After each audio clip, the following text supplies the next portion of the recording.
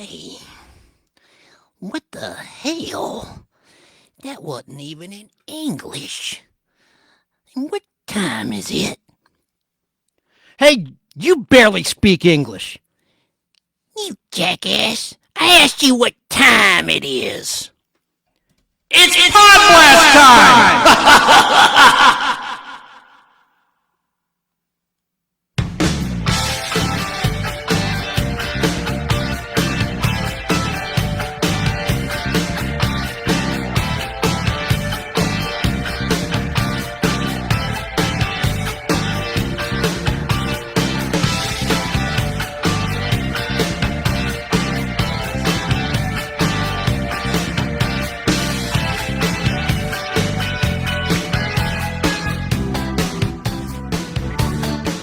That's right, it's Pod Blast time. This is your show, your weird, wonderful, informative, and hopefully fun time capsule of memories of days gone by as we forge together in the game of life. This is the nostalgia show with a bite because it bites. No. Welcome. Again, I'm Chance Bartels, your host. No relation, obviously, to Chance the Rapper. But I will say this. We've got a good one for you today. As Steve Harvey would say at the beginning of Family Feud, which he hosts so well. While we're live today, you can comment or call in, if you prefer, at 770-438-1050. If you just want to comment, that's cool. Your thoughts will be read on the air today, good or bad. I would encourage anyone to check out the video feed because I'm going to share a lot of interesting collectibles. Some are pretty valuable, some are just neat, interesting, and rare that pertain to what we're going to discuss today. And today, we're going to pay our respects to some notable pop culturally significant souls who left us so far here in the year 2023. If they mattered then, we're going to remember them now, today, on the Nostalgic Pod Blast. You'll hear from these lost souls from beyond the grave in their own words, so stay tuned. And also, I can't clap no more. I was trying to have a dramatic clap. Epic fail on my part. But we're also going to have our usual features, including the TV cliche of the week, which is a preposterous plot device that we see in television shows that would never happen in reality. Also, I'm going to pay tribute to the classic double album Frampton Comes Alive. It has some interesting tidbits and anecdotes about that album.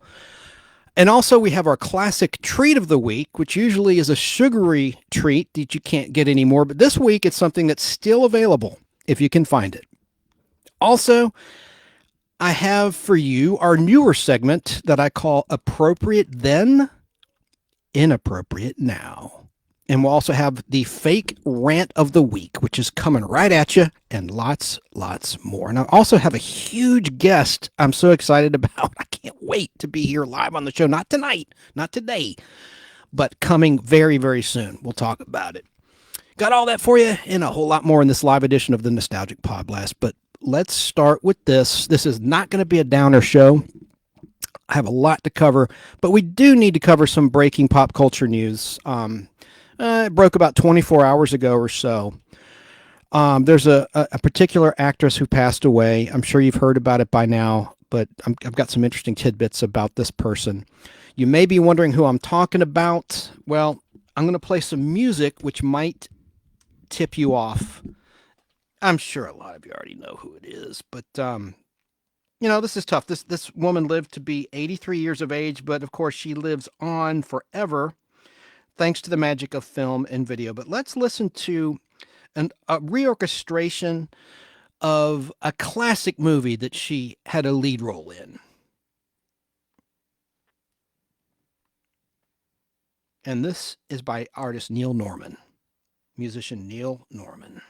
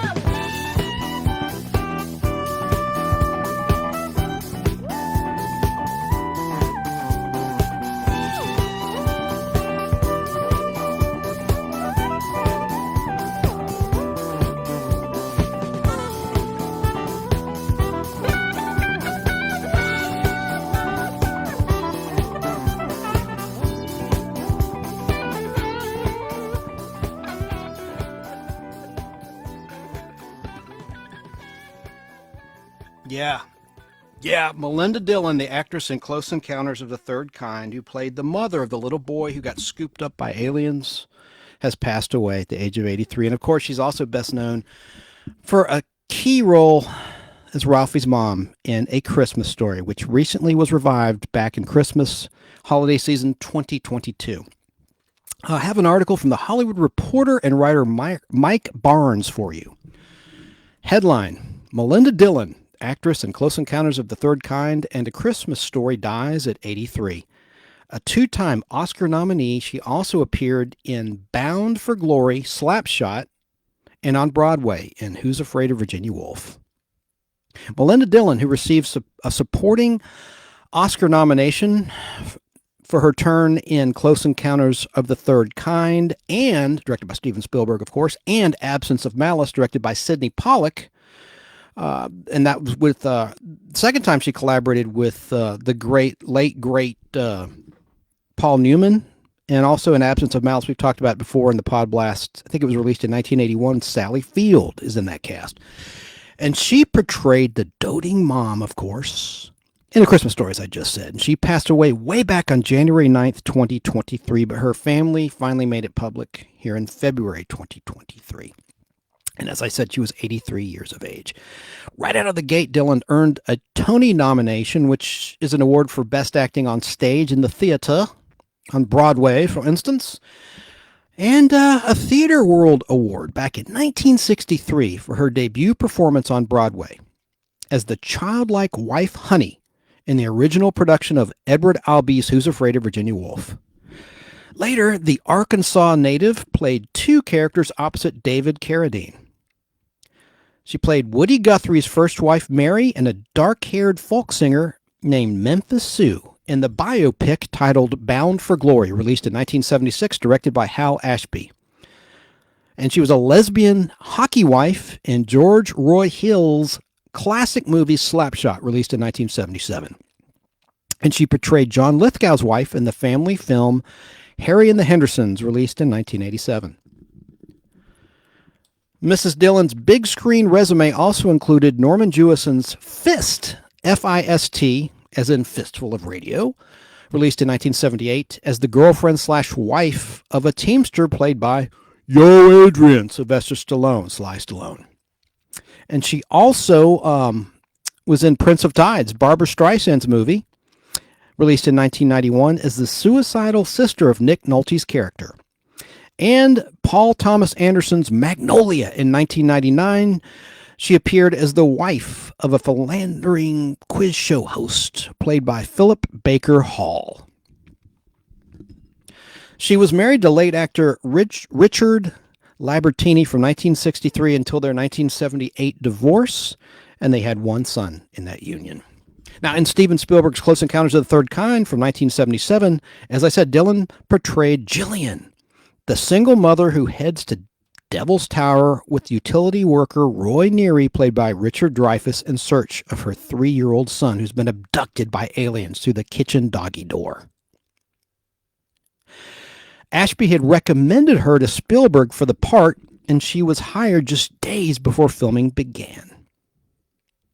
Again, we're talking about Melinda Dillon. You know, this is obviously a very professional writer, but, you know, he keeps saying her and she. You know, you should, this guy don't need any advice from me, but you should mention the actress's name, you know, a few times in the article. You know, instead of just saying she, her, blah, blah, blah. That's just my advice. I'm just interjecting there. Oh, boy. Getting back to Sidney Pollack's movie Absence of Malice from 1981, as I said, she was reunited with her Slapshot co-star Paul Newman in that movie, but this time she was playing a Catholic woman who takes her own life after a reporter played by Sally Field writes a story about her abortion. Oof. At the Oscars, Dillon lost out to Vanessa Redgrave for Julia in 1978 and to Maureen Stapleton from the film Reds in 1982. And of course, Maureen Stapleton is best known as the Dingbat, Mrs.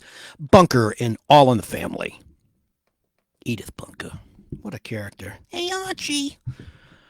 Still, unlike those two actors, Maureen Stapleton and Vanessa Redgrave, Dylan shows up every holiday season on television rebroadcasts as the sweet mother of Ralphie, played by Peter Billingsley, and Randy, played by Ian Petrella, and wife of Darren McGavin's Old Man Parker in A Christmas Story, released in 1983, directed by Bob Clark.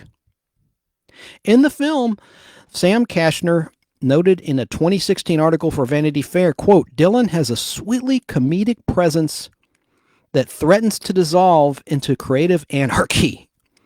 She's a vigilant mom, but is still a child at heart, which is apparent when she encourages her youngest, Randy, a fussy eater, to pretend he's a pig at the trough.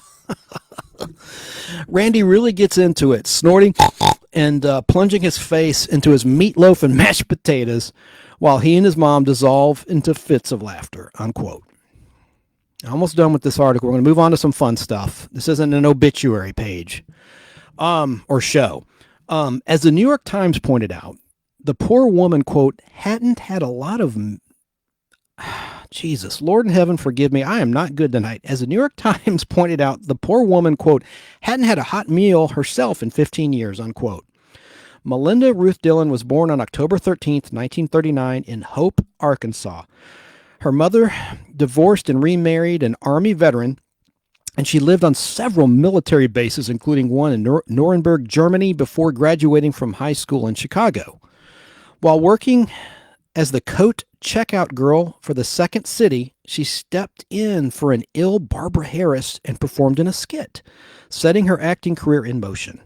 And Second City is where she met Libertini, her future husband, who was a member of that improvisational comedy troupe. And of course, they have the one in Chicago, SCTV Canada, in Vancouver. You've heard of SCTV, Second City Television.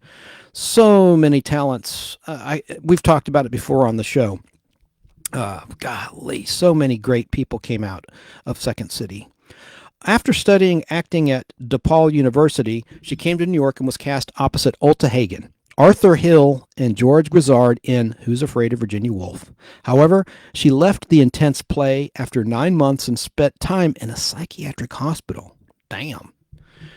Quote, I was Virginia Woolf, and I just went crazy. It was really that simple, unquote. She said in a 1976 interview with the New York Times, quote, I think it was the way I was living. The play was so long, and the Actors Union wouldn't let us play the matinee. We had to have a whole different cast for that. But I was always called in to do it many, many times because the gal would get sick. I would do it 3 hours in the afternoon, then study with Lee Strasberg for 2 hours, do the play 3 hours at night. Then George Grizzard left to do Hamlet, and a strange thing happened. I had learned to lean on George hard, and I just crumbled inside. I don't know why. Quote, I had the American dream to go to New York and study with Lee Strasberg. I guess I just wasn't prepared for it all to happen so quickly in New York. I'm not sophisticated. I hadn't had any kind of cultural education at all. So when it came to meeting people and presenting any kind of ideas I might have to offer, I would be terrified. Meanwhile, Sandy Dennis went on to play Honey in Mike Nichols' 1966 film version of Who's Afraid of Virginia Woolf, and she won an Oscar for that. Dillon returned to Broadway in 1967, spending 2 seasons in the hit titled You Know I Can't Hear You When the Water's Running, and in a 1970 for Second City reunion via Paul Sills Story Theater. In between, she made her big screen debut in The April Fools in 1969, starring Jack Lemmon, and Dillon went on to appear in other films, including The Muppet Movie in 1979, Songwriter in 1984, Sioux City in 1994, To Wong Foo, Thanks for Everything, Julie Newmar in 95, How to Make an American Quilt, also in 95, and Reign Over Me, not Rain, R-A-I-N, but R-E-I-G-N, Reign Over Me in 2007. She also guest starred on such TV shows as The Jeffersons, Picket Fences, and Heartland. All good shows. Now, I'm just going to go over a few more people that passed away. This is such a downer, I know, but let's remember these people. Some other folks that passed away back in January 2023 and February 2023. This is very brief. I'm not going to read a long piece like that article I just read from the Hollywood Reporter. But Lisa Loring passed away. And Lisa Loring, of course, was the original Wednesday Addams in the Addams Family on television from 1964 to 1966. She passed away at the age of 64. The former child star who played Wednesday Addams in the Addams Family sitcom died back on January 28th, 2023 from complications from a stroke caused by smoking and high blood pressure, according to Loring's agent and friends. Born Lisa Ann DeCines. I don't know. I'm probably mispronouncing that. Lord in heaven, forgive me. It's her birth original last name is spelled DE capital CINCES. She was born in the Marshall Islands in 1958. Lisa Loring started her career as a child model, and she soon scored a part in the Dr. Kildare medical drama, starring Richard Chamberlain. Not to be confused with Ben Casey, which was another medical drama of the time. That was with a different star. And he went on to direct too, Vincent. Oh, anyway, I digress. At the age of 5.5, Lisa Loring landed the role of Wednesday Addams in the first live-action adaptation of the Charles Addams New Yorker magazine cartoons of the same name. Lisa Loring would go on to appear in The Girl from U.N.C.L.E., a spinoff of The Man from U.N.C.L.E. Going to talk about that show briefly in just a little bit.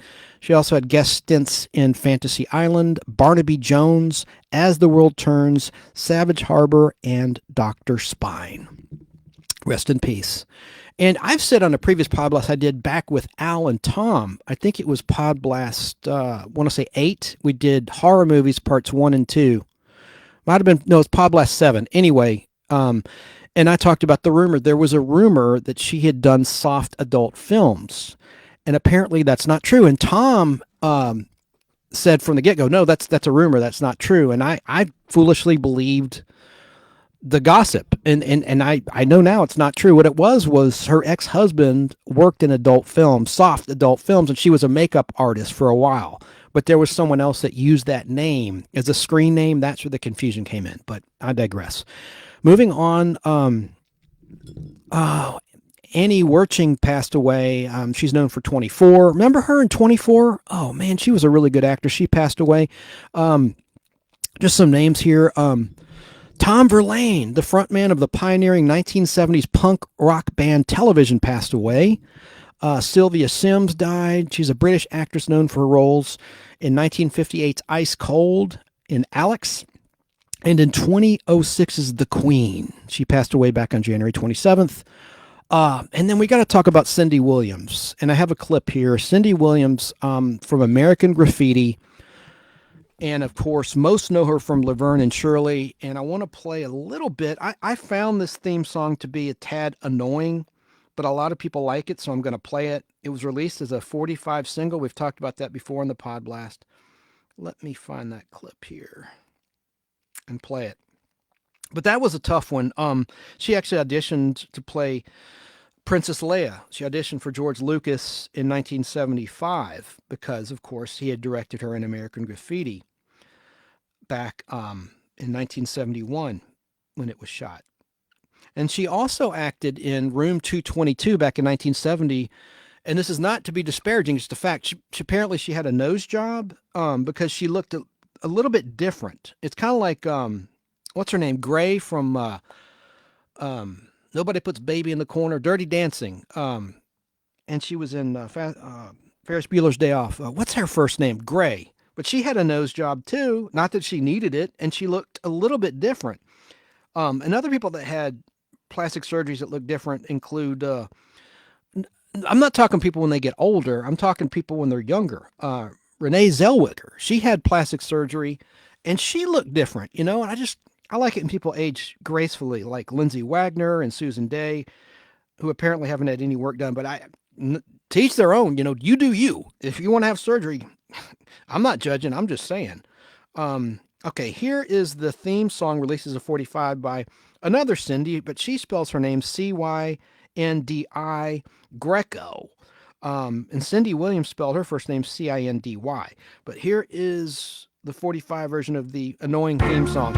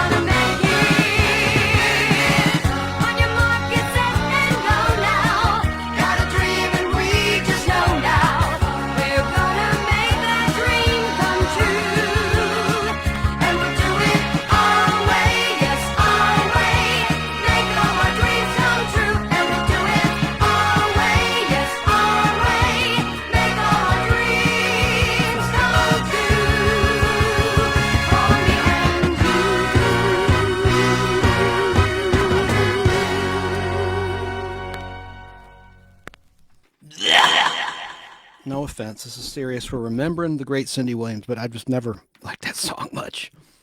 And it sounds like one of the bits in Schoolhouse Rock. I bet that Greco did sing in that troupe for Schoolhouse Rock.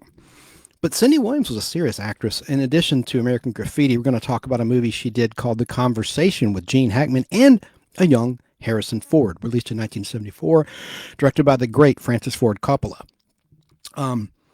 But most people know her as Shirley Feeney on the beloved sitcom Laverne and Shirley, which of course was a spinoff of Happy Days. She passed away, Cindy Williams, back on January 25th, 2023, at the age of 75.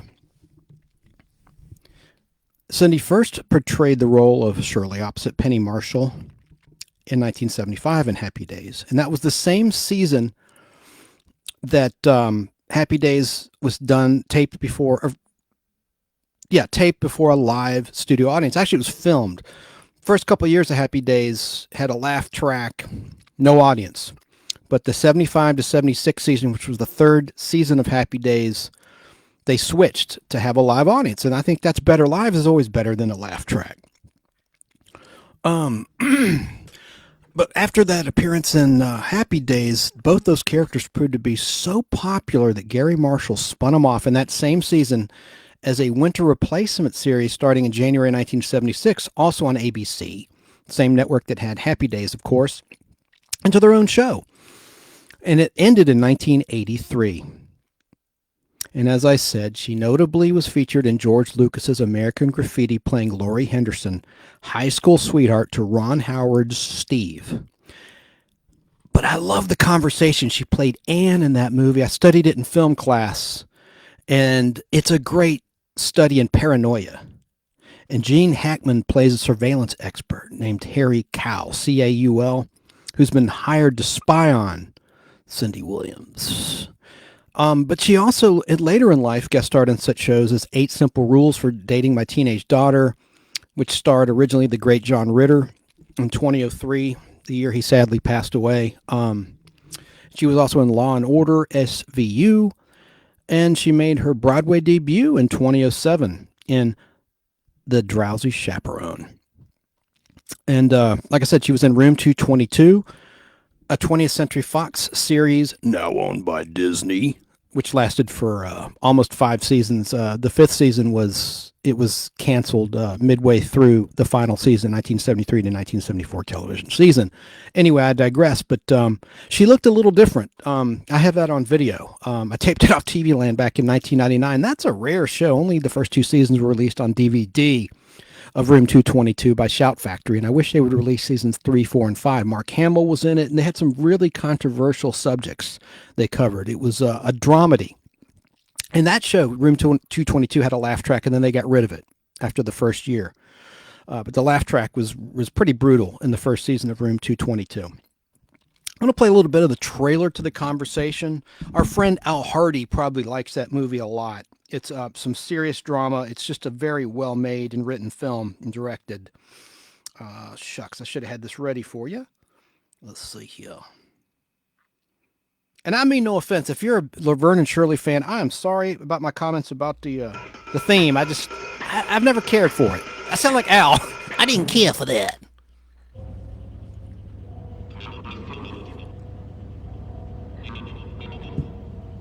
This is a world of hidden mics and two-way mirrors.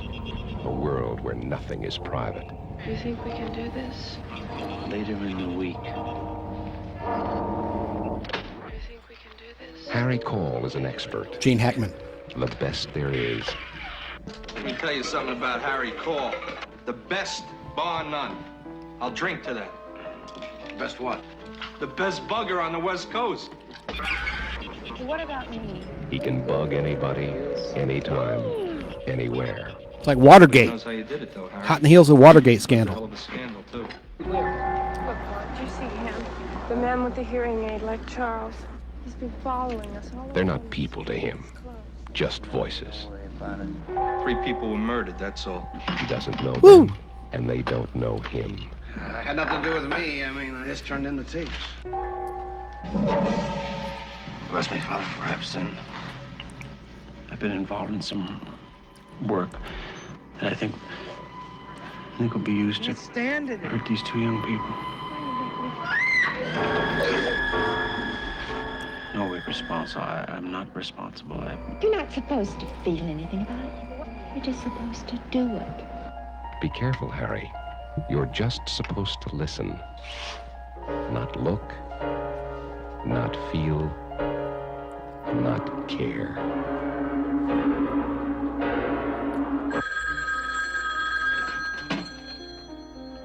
Yes. How'd you get this phone number? We prepare a full dossier on everyone. It's terrific. The bugger got bugged, huh? Do you have a secretary? I know you do. Tell me about yourself. A secret. Kind of visual. I know this part of the trailer. I'm probably going to stop it, but showing Harrison Ford right there. Involved in this, Mr. Cole. That's him. Those tapes are dangerous. Come on, Harry. Show and tell. How do you do it? Oh, yeah. So, I mean, there's scenes where he's going crazy. Gene Hackman's character thinking there's all sorts of devices in the walls everywhere. But you know who else is in that movie? The great Robert Duvall. Talking about the conversation here, released by Paramount Pictures. Terry Garr is in the cast. It just has a wonderful cast in that 1974 mystery thriller. It premiered in 1974 at the Cannes Film Festival, and it won awards. It won the festival's highest prize. It was released theatrically on April 7th, 1974, to critical acclaim but box office disappointment. It grossed $4.2 million on a $1.6 million budget. Well, hell, that's like $3 million it made. Damn, how greedy can you be? The film received 3 nominations at the 47th Academy Awards for Best Picture, Best Original Screenplay, and Best Sound. Appropriately enough, because it's about a sound guy, a booger. And obviously it was written, in the Watergate era about that real-life scandal in the news. In 1995, many years later, 21 years later, The conversation was selected for preservation in the United States National Film Registry by the Library of Congress as being, quote, culturally, historically, and aesthetically significant, unquote. Now, moving on to someone else who passed away, and then we're going to get to the fun. We're going to get to the fun. This is, like I said, this isn't a in memoriam show.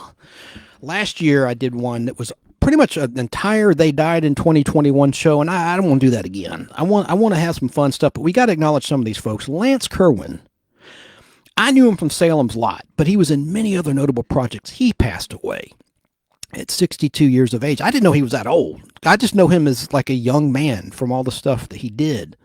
Now, about Salem's Lot, after Carrie in 1976 and before The Shining in 1980, you had Stephen King's second novel-to-film adaptation in Salem's Lot, which was a television project. The other two that I just mentioned obviously were in movie theaters and cinemas, but Salem's Lot was a two-night event released 44 years ago, almost 44 years ago, back in 1979. It's directed by Tobe Hooper, who directed Poltergeist, and it was a TV miniseries about vampires.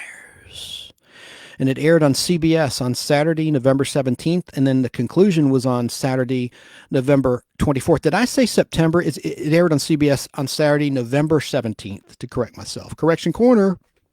Correction Corner. Take two. It debuted for the first time Saturday, November 17th, and then the conclusion was on Saturday, November 24th, back in 1979. And it's unclear why it aired at Thanksgiving time instead of around Halloween. I don't know if that was a network snafu or what. You know, it seems like it would have done better, although the ratings were strong for Salem's Lot, and it had one of the scariest vampires I've ever seen captured on film, on television or in the movies. There are plenty of chills and thrills in that well-made presentation. And that, oh God, that blood-sucking vampire was just horrifying in that. Ugh. The fine cast complemented the exceptional writing in Salem's Lot. And Lance, he played one of the young heroes opposite David Saul, who had just wrapped up a long run on Starsky and Hutch by Aaron Spelling. Right? Wasn't that Aaron Spelling? Oh my gosh, I should know. That ain't one of my shows, but I think it is. If I'm wrong, somebody write me and comment, and I'll do a correction corner. But I'm pretty sure that was an Aaron Spelling show. It was very violent. I remember when I was a little kid, I wasn't allowed to watch it because of the violence in Starsky and Hutch. I was told, you know, babysitter, everybody's put on notice, don't let Chance watch that show. He wants to because of the car, but don't let him watch it. But we're serious here about Lance Kerwin passing away here. He had so many other great roles too. He was known as a child actor, if you will, but he really made a name for himself with roles in the coming-of-age drama titled James at 15, later retitled James at 16 as he aged, as the character aged and he aged. And he passed away back on January 24th, 2023. But Kerwin began his acting career in the 1970s, and he appeared in more than 50 television shows and movies. But James at 15, the original title, he was a teenager adjusting to life in Boston after his family makes the move from Oregon, propelled him to heartthrob status in real life during its run from 1977 to 1978. Kerwin's other screen credits included the TV shows Wonder Woman. Talk about that in a second. I have a film print of that, 16mm film.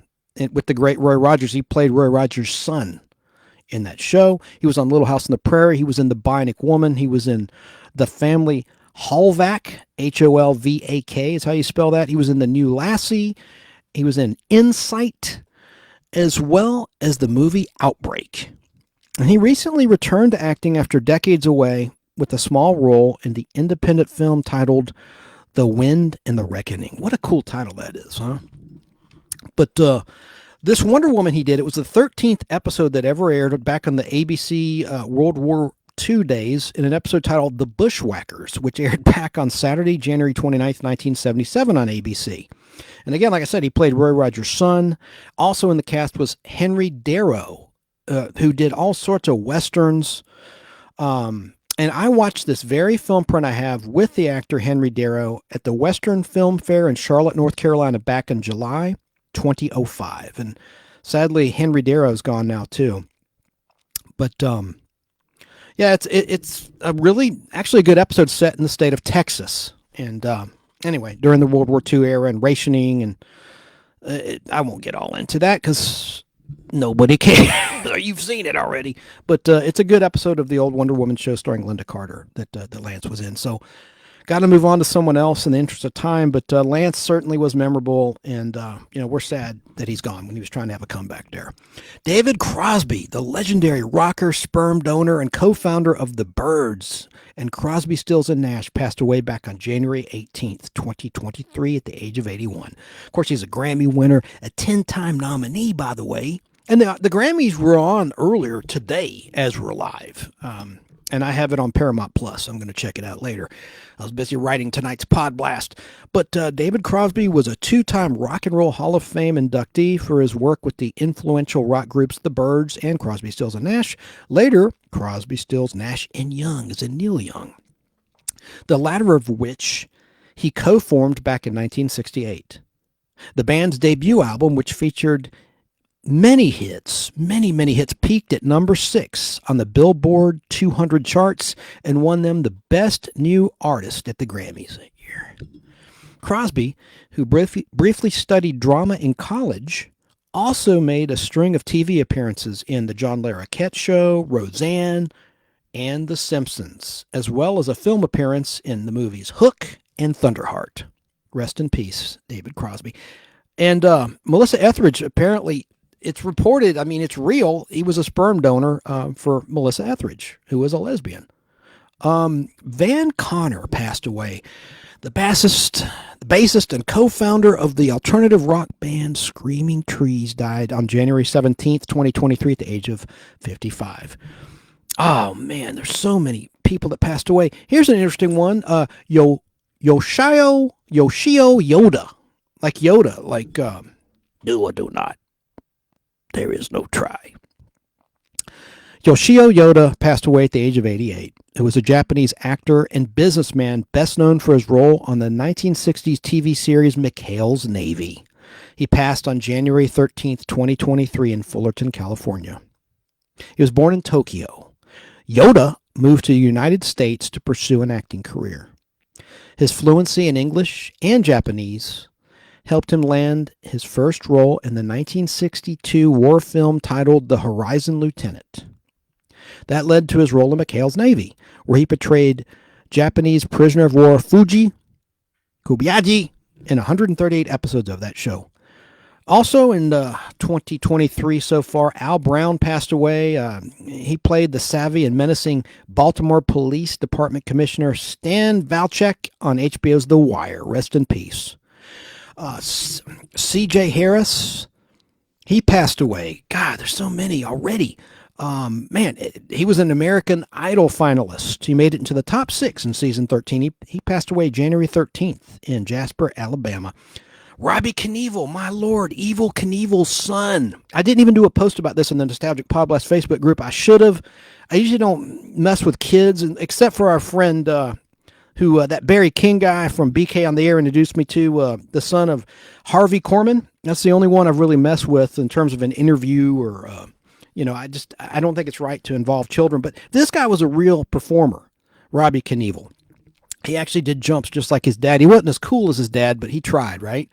He was a daredevil. The stunt performer famous for record-breaking motorcycle jumps died on January 13th, 2023, after a battle with pancreatic cancer. That sucker killed the great Michael Landon as well back in 91.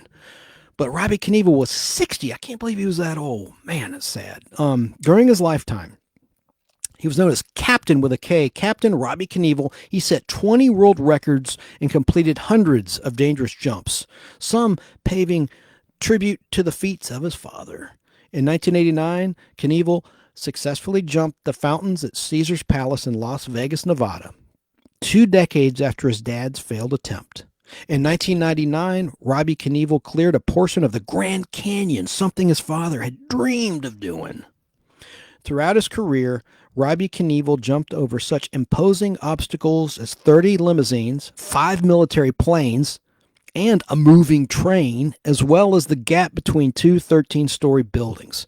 Robbie Knievel also headlined the 2005 A&E reality series Knievel's Wild Ride. I was ignorant to his success in performing stunts, so I should have done a post. Moving on, I'm going to be brief on this because there's so many people more talented than I and that have a little bit more technical expertise to produce some great video of Lisa Marie Presley, some great retrospective and film footage of her as a young person, but what a sad loss that is. Wow.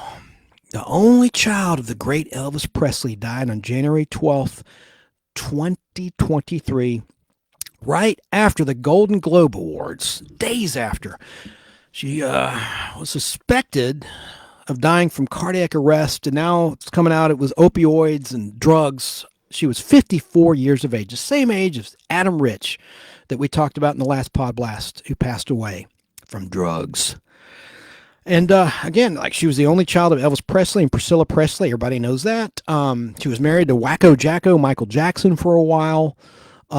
She was involved with a lot of famous people in Hollywood, like Nicolas Cage. But Lisa Marie proved she was a musician in her own right by releasing her debut album titled To Whom It May Concern, on which she wrote or co-wrote every single song. That album reached number 5 in the Billboard Top 200 chart and would later go on to be certified gold. Her sophomore album was titled Now What? And that also debuted in the top 10 on the Billboard 200 album charts. She was married 4 times, including to Nicolas Cage and Michael Jackson, as well as another Michael Lockwood, and Danny Cow, Keough. I probably mispronounced that. Forgive me if I did. She had 4 children, including actress Riley. And I think Riley's in her 30s or something. And then she sadly had a son that committed suicide. Moving on, that's a big loss, real big loss. A lot of Elvis fans were just shocked by that. Robbie Bachman passed away, the drummer for the legendary 70s rock band Bachman Turner Overdrive, died January 12, 2023 at the age of 69. Born in Winnipeg, Canada in 1953, Robbie Peter Kendall Bachman grew up playing drums in a musical family alongside older brothers Randy and Tim. Rest in peace. Ben Masters, he passed away on January 11, 2023 at the age of 75. He acted in the soap opera Passions. Carol Cook passed away January 11th. The legendary guitarist Jeff Beck, man, he died on January 10th, 2023 at the age of 78 after contracting bacterial meningitis. Oh, man, that's a whole show in itself, or half a show. Man, Jeff Beck, that's a tough one. Talked about Melinda Dillon, talked about Adam Rich, talked about Earl Bowen, who was in everything for a while. He's best known for the Terminator movies. You'd know the face. We talked about him at length. Fred White passed away. He was the drummer for Earth, Wind, and Fire. God, that sucks. He died back on January 1st, 2023 at the age of 67. Gangsta Boo of 3 6 Mafia, the rapper, she died January 1st. No cause of death was determined. She was only 43 years of age. She was a Memphis native, Memphis, Tennessee. Let's raise a glass to all of these famous fallen folks and other folks that aren't famous who passed away so far in 2023. God, sad stuff. Speaking of raising a glass, I don't talk about sports too much on this show, but we've got to acknowledge what happened to Stetson Bennett earlier this year. The 2-time champ, former University of Georgia quarterback, was arrested in Dallas, Texas for public intox. He was drunk, folks, arrested 6 a.m. Let me read this article. Oh, actually, I was going to play this. Yeah, let's play some audio, and I'm going to explain why this will be very brief, and we're going to get on to the good stuff, the fun stuff. But this is in the news. We got to cover this, and then we're going to talk about that balloon a little bit. The China spy balloon. What a crazy story that is. Jeez Louise. But let me see if this will play. Here we go. Let's listen. This is from a local. I knew there'd be a gosh darn ad, but this is from a local Texas television station in Dallas covering the arrest of Stetson Bennett. I don't think it's a big deal, folks. I really don't. Let's listen to this. I know people in AA would say, "You're crazy." Draws first blood. Bennett, who left everything on the field. Just a couple weeks ago, quarterback Stetson Bennett beat TCU to win his second national championship at the University of Georgia. But this morning, he walked out of a Dallas City detention center after being arrested for public intoxication. When you start talking about cutting $1 million checks, you want to realize who is it that you're cutting $1 million check to? Glenn Smith is a former Dallas Cowboys scout and believes the arrest will impact Bennett's draft stock.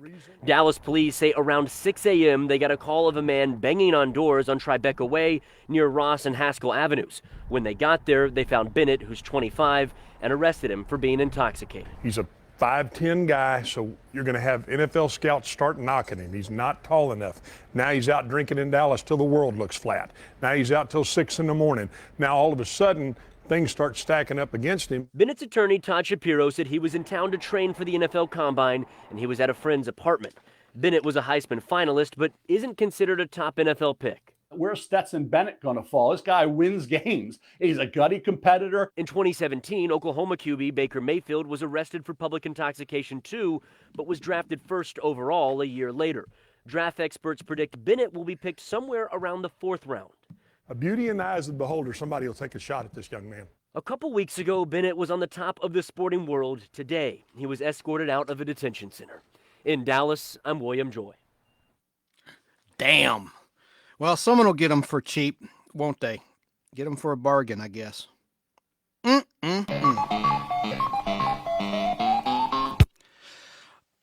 I want to say something. I don't make this show about me. It's about us and our memories. No one cares about me. Chance Bartels, your friendly host of the Nostalgic Pod Blast. But I do want to say this.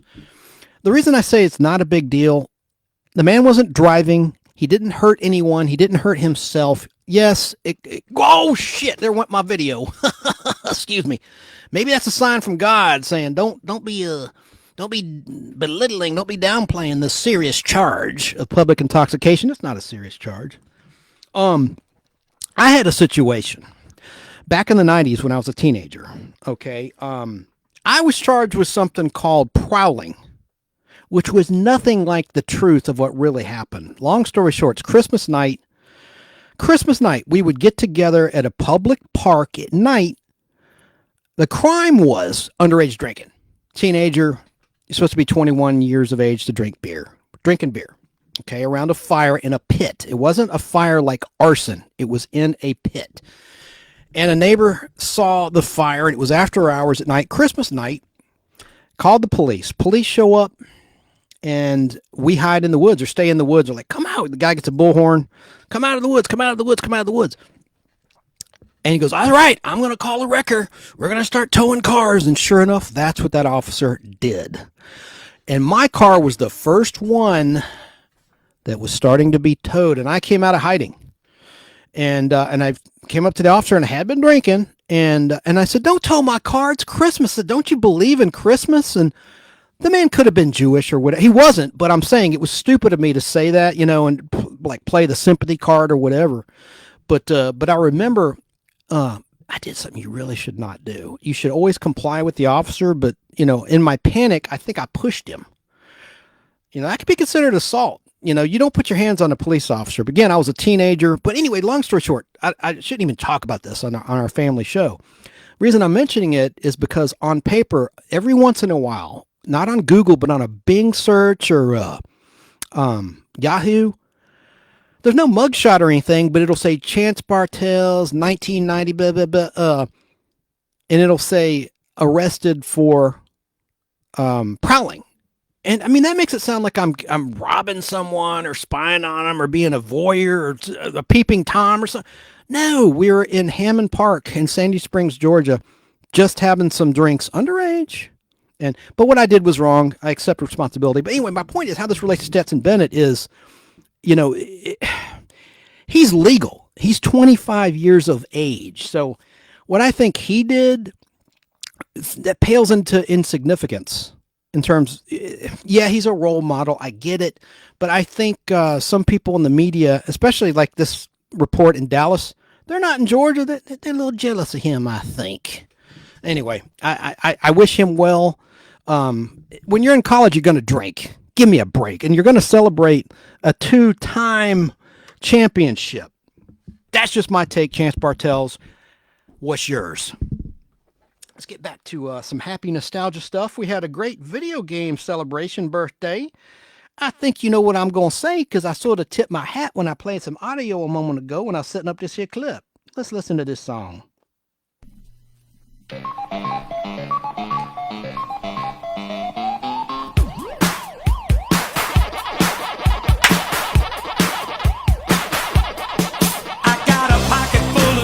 And I'm headed to the arcade.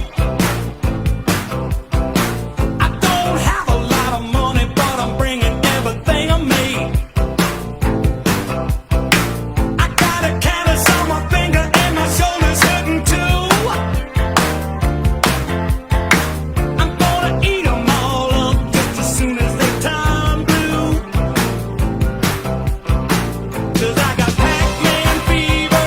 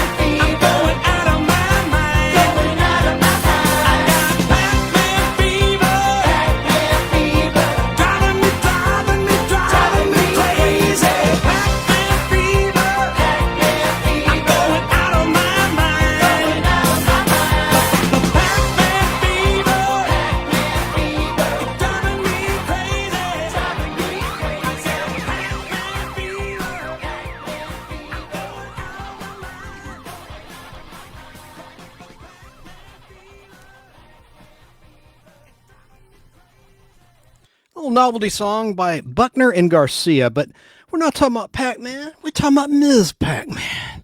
Happy 41st birthday to Ms. Pac-Man, who made her first public appearance on the red carpet, if you will, in the arcade on Wednesday, February 3rd, 1982. Of course, we're well past that, but that was a long time ago. But what a great game. Ms. Pac-Man was by Midway, and it was the first sequel to Pac-Man by Namco, which was released to the public. Pac-Man was worldwide back in December 1980. Man, I put a lot of quarters into that machine. Ms. Pac-Man and Pac-Man. In the background, I've got an Atari 5200 Pac-Man game, and while that song was playing, had to run across the hall and find the room that had the cartridge. I wanted to put that on video in the background, but anyway, kind of fun. Now in the news, we've had some really scary stuff in terms of a balloon. That's why I played at the very beginning of the show Nina's song 99 Red Balloons, or 99 Luftballons in Germany, the German version. Love that song. And that was because it's in the rearview mirror now, I'm sure, but there was a scary incident with apparently a spy balloon from another country. I probably shouldn't even mention the country, but I will. China. They claim it was a weather balloon. The Pentagon says otherwise. Anyway, it was shot down. Wow. So I asked the question in the Nostalgic Pod Blast Facebook group, what are the best spy/espionage movies, TV shows, and songs of all time? And I got some responses here I want to read. Let's see here. I just got a funny text. Chad Portier, who is well known in the Atlanta, Georgia area as an on-air personality and producer, and now he's an engineer, engineer assistant. I guess he's studying to be an engineer in his own right. Probably is by now in his own right. But he answered Spies Like Us and Deal of the Century. Wow, Spies Like Us. That was a comedy, 1985 release. I think it was a Universal movie with Dan Aykroyd and Chevy Chase. And Donna Dixon was in it, who at the time was recently married to Dan Aykroyd, and they'd worked together in Dr. Detroit. But that's a good pick. And by the way, Chad has a YouTube channel. It's really cool. It's called Main Street Party of Four. And it's spelled F-O-U-R, like spelled out four, not numeric four. Main Street Party of Four, and it's dedicated to his family exploits at Walt Disney World Resort in Orlando. And it's really kicking. You should subscribe if you like interesting video and commentary about Disney World. It's pretty cool. Maybe one day they'll go to Disneyland in Anaheim, California. That'd be cool. But yeah, their channel's really growing, and give it a subscribe if you're into Disney. And they love it. They go all the time. They have young kids. And sometimes just he and the missus go just by themselves. So check that out. And then another cool cat, Shane B. He chose 007 Skyfall, as well as the Get Smart TV series. This is interesting. See, I didn't expect people to pick comedic espionage projects. That's two in a row with Spies Like Us and Get Smart. That's interesting. Those are solid selections there, Shane B. And Shane also has a very cool YouTube channel I recommend. It's called Sir, like to be knighted, S-I-R, I can't talk, space, Buff Drinks a Lot. And that's all one word, Buff Drinks a Lot, B-U-F-F-D-R-I-N-K-S-A-L-O-T. Or just at Sick2210, at Sick2210. And he reviews movies. He has a lot of graphics, a lot of bells and whistles like our friend Tom has when he's on the show. That's another story. There's some things going on behind the scenes that don't involve me. That's I won't go into details, but that prevents us from doing another blowout with the bells and whistles. We're hoping to do that again soon. Bobby Bell chose Goldfinger, another James Bond selection. Pretty cool. And then Alexander Nevermind, and that can't be his real name. Alexander Nevermind selected The Man from U.N.C.L.E. TV show, which was a serious TV show that it did have some comedy in it. And I've got some visual aids that I found preparing for today's show from The Man from U.N.C.L.E. I'm going to show you in just a second. But Alexander, that can't be your real name. Alexander Nevermind. I remember you got to laugh out of Heather Thomas when I interviewed her, when I read one of your comments. I said, that can't be his real name. She goes, certainly not. And we were laughing with you, not at you, of course. That's hilarious. Alexander Nevermind. Maybe it is your real last name. I doubt it. But, and then I had another comment come in. Let me go. Now, I'll get that ready while I'm playing this audio clip. I'm going to show before the camera, again, if you're listening, I'm going to play some audio so that you're not just bored out of your skull, if you aren't already. This is the Man from U.N.C.L.E. musical theme. And a great composer, Jerry Goldsmith, composed that theme. He did a lot of television work as well as movies. He's gone now. He passed away some years ago. And actually, I liked the movie, by the way, from 2015 of The Man from U.N.C.L.E. It was not bad. It didn't do too well at the box office, but Madonna's ex directed that. But it was not bad at all. And it had a cameo by the original actor who played Ilya Kuryakin in the TV show. And he's on one of the NCIS shows. But let me see, where the hell is it? Let me find, I pulled a clip for y'all. Yeah, here it is.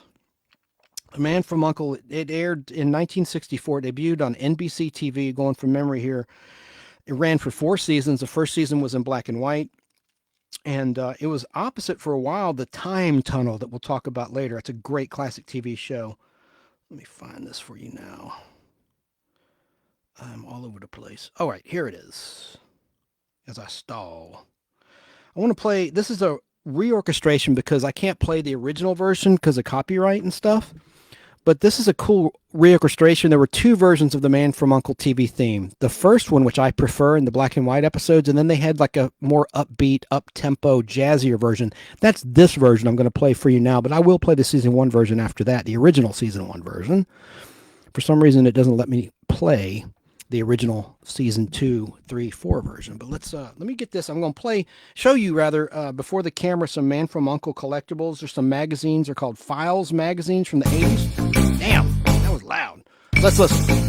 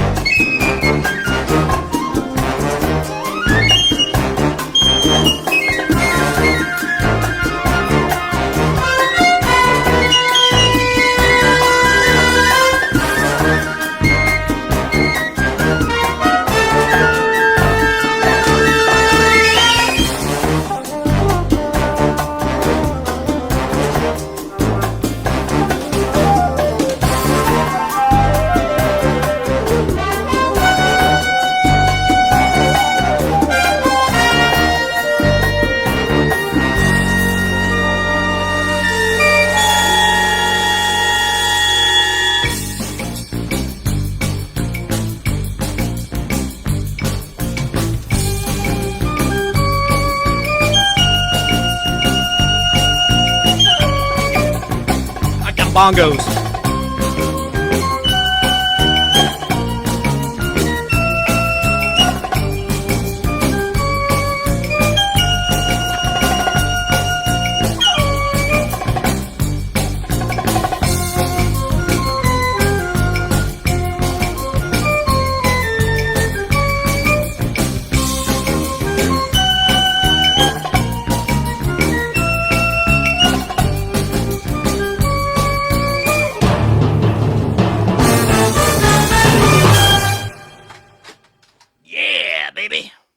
From U.N.C.L.E. Now here is the original version of the season 1 theme. I think I can get away with this as I show you more stuff for the camera.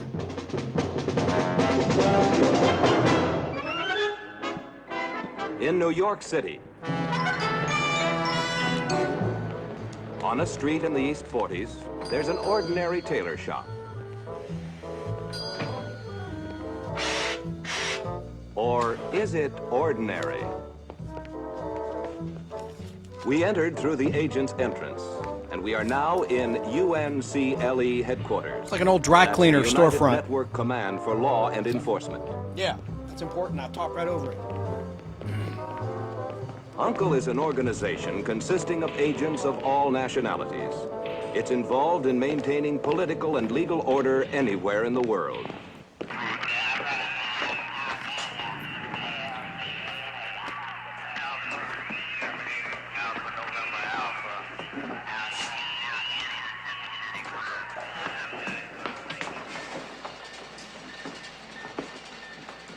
My name is Napoleon Solo.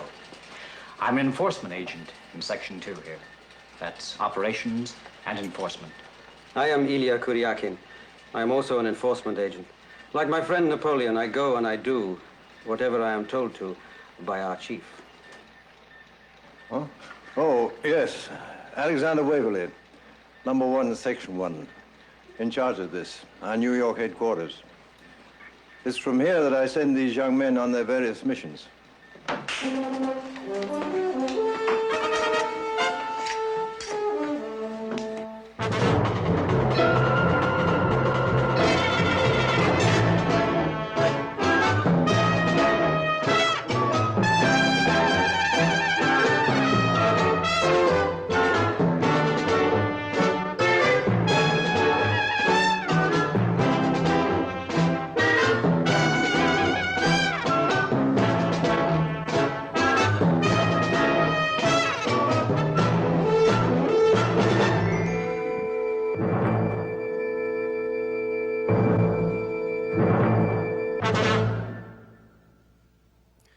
Guest stars with Jill Ireland in that clip and Anne Francis, Honey West. Remember her? And from Forbidden Planet. Really beautiful actress.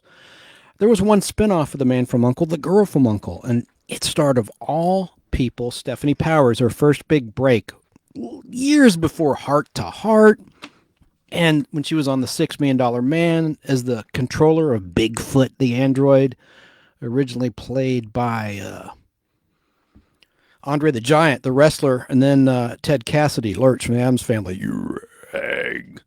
But I'm showing on camera a shot of The Girl from U.N.C.L.E., played by Stephanie Powers. The spinoff only lasted one season. Let me show you the back of this book. There we go. And you can see this all in the Nostalgic Podblast YouTube channel or Facebook group. So let's continue on with I got some pretty cool breaking news about a record. Oh, wait a second. Nope. I forgot to look it up. Damn it. I got to find for you now. I got to read some more comments here of the best espionage movies of all time. I had a nice lady comment. Let me see if I can find it. Let's see here. Damn, I messed up. I was focusing on these Files magazines. I'll stall with this and give you some information. Files magazines were like critiques of individual episodes. They would have about 10 episodes per volume. They did them for Star Trek, Lost in Space, the James Bond movies, and I think they were published in England. But they're very, very well done. But there was John Peel was one of the critics, and he also wrote the reviews of the Man and Girl from U.N.C.L.E. series. John Peel, like Emma Peel, P-E-E-L. Now let me get to the comment here. Okay, here, and I got to make sure I'm pronouncing her name correctly. Trisha, she chose the USA Network's Burn Notice and Covert Affairs. That's pretty cool. And her last name is spelled Mittleher, and it's pronounced Mittlaner. So Trisha Lynn Mittlaner. What a cool name. Thank you, ma'am, for those choices as well. And I must admit, I didn't watch any of those. I need to go back and look at them, and I will. I do that. When people give me a tip, I do go and I check it out. So let's see what else is on tap right now. Oh, boy. Oh, my picks, for goodness sakes. For my favorite espionage movie, of course, the James Bond movies, right? But aside from that, I'm going to put that aside because it's kind of a no-brainer. James Bond 007. Got to go with Red Dawn. Wolverines. Got to go with that. And then on television, The Saint with Roger Moore. Kind of a spy espionage show. But I like the movie, The Saint, and released in 1997 with Val Kilmer. That movie was so underrated, so good. I love that movie, The Saint. That's on my list too. I'm going to cover this topic in greater detail later this year here on the Nostalgic Pod Blast. Oh, man. Good stuff. I've got to get to this breaking news article. Actually, it was breaking about a week ago. There's another record, a comic book sales record in the millions and millions of dollars. If you're watching, you'll see a lot of comic book boxes behind me. I'm an avid collector since the year 1981 of comic books. But check this. Action Comics #1, which was published and released to the public back in 1938. It's Superman's first appearance. Here's the headline. Action Comics #1, quote unquote, the rocket copy, unquote, I'll explain, goes for a record $3.5 million. Wow. Let me read this article to you. What increases in value by $370,000 in just 1 year? Must be a sought-after comic book. Action Comics #1, the rocket copy, sold for a record $3.5 million. New York, New York, January 23rd, 2023. Vincent Zurzolo, president of ComicConnect.com, the premier online marketplace for comic books and pop culture collectibles, announced today that the one-of-a-kind Action Comics #1 rocket copy, as it's called, sold for the record $3.5 million. Actually, $3.55 million. It topped Comic Connect's previous record of $3.25 million for an Action Comics #1 in 2021. In January 2022, the Action Comics #1 rocket copy sold for $3.18 million at a public auction. Then in September 2022, a collectibles company sold that same book for $3.4 million. Just a few months later, Comic Connect eclipsed both sales. So they got a cut of that. Both of them. Both sales. What makes this feat so impressive is that Zurzolo was able to broker the deal so soon after the book had sold the first time, and for a significant profit during a time of sagging stock markets, continued inflation, and a troubled world economy. But this issue isn't just any comic book. It's a legendary copy, distinctive because of the 13-year-old buyer in 1938 plucked down his dime and then stamped the image of a rocket ship next to the title. Hence, it's called the rocket copy, like the rocket that took Kal-El to Earth in the story. Making the collectible even cooler, Zurzolo said, is that the actual stamp that produced the rocket ship imprint was included in the sale, the stamp itself. Quote, "I love the rocket stamp," unquote, he said. "It fits perfectly since Superman came to Earth in a rocket ship as a baby," unquote. The buyer, a prominent figure in the tech industry, is choosing to remain anonymous. Quote, "As a kid, I've always dreamed of getting an Action Comics #1 someday, and I'm so excited to get this one in a great grade," unquote, he said. Among collectors, Action Comics #1 is considered the most important comic book ever issued throughout history, Zurzolo said, adding, quote, "The superhero genre essentially was born with this issue, as was the golden age of comics," unquote. Action Comics #1 marked the first appearance of Superman. His creators, Jerry Siegel and Joe Shuster, had been submitting comic strip ideas to newspapers for several years back in that time. From the time they were still teenagers, and they had begun getting work in that new genre of comic books by the year 1935. Along the way, they were honing their ideas for a Superman character. Their early efforts were rejected, but in 1938, Detective Comics, DC for short, abbreviation, decided to introduce Superman in the premiere issue of a new anthology comic book titled Action Comics, and the rest is history.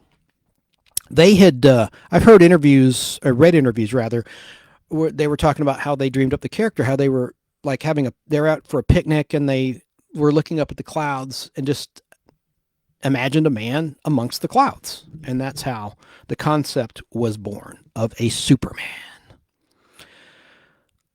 This is an 84-year-old comic book in amazing original condition that launched the entire superhero genre. That is such a huge part of our popular culture, Zerzolo said. Continuing his quote, if not for Action Comics and the introduction of Superman comic books, would have likely died off many decades ago, unquote. CGC, the leading third-party grading service for pop culture collectibles, has to date certified 75 copies of Action Comics #1, 43 of them being unrestored. That's good. You want an unrestored copy. Quote, but it is exceedingly difficult to find an unrestored copy in the grade that was offered here, Zerzolo said. Comic Connect is no stranger to $1 million plus sales of vintage comic books. In 2021, it was recognized by the Guinness Book of World Records for having achieved 8 sales of $1 million or more per book for just one individual comic book, $1 million plus for one individual issue. Quote, I believe that comics remain one of the most compelling alternative investment categories with values that have room for appreciation and growth, especially in comparison to other categories, unquote, Zerzolo said. Wow. That's pretty cool. And Joanne Levine wrote that article of Likas and Levine, PR. And it has her contact info. I'm not going to read that over the air. But that's pretty cool. Another record. Wow. Holy smokes. Impressive stuff. I'm so glad I collect comic books. It's starting to pay off, folks. Starting to pay off. This leads us to our next topic. It's finally time for TV trivia time. I call it TTT, or Triple T, if you will. Not to be confused with the TV cliche of the week, which is coming up later. I have some significant history for you about another show that I love, and I won't go too long with this, but I think you'll find it interesting. Let me play some music. This is the show I'm about to talk about.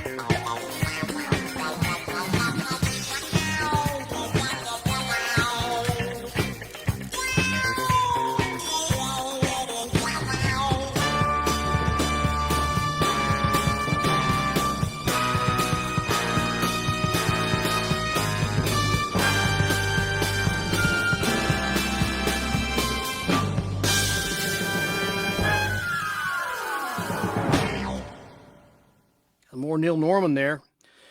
That's Space 1999, originally composed by Barry Gray. That's a reorchestration by, Barry Gray.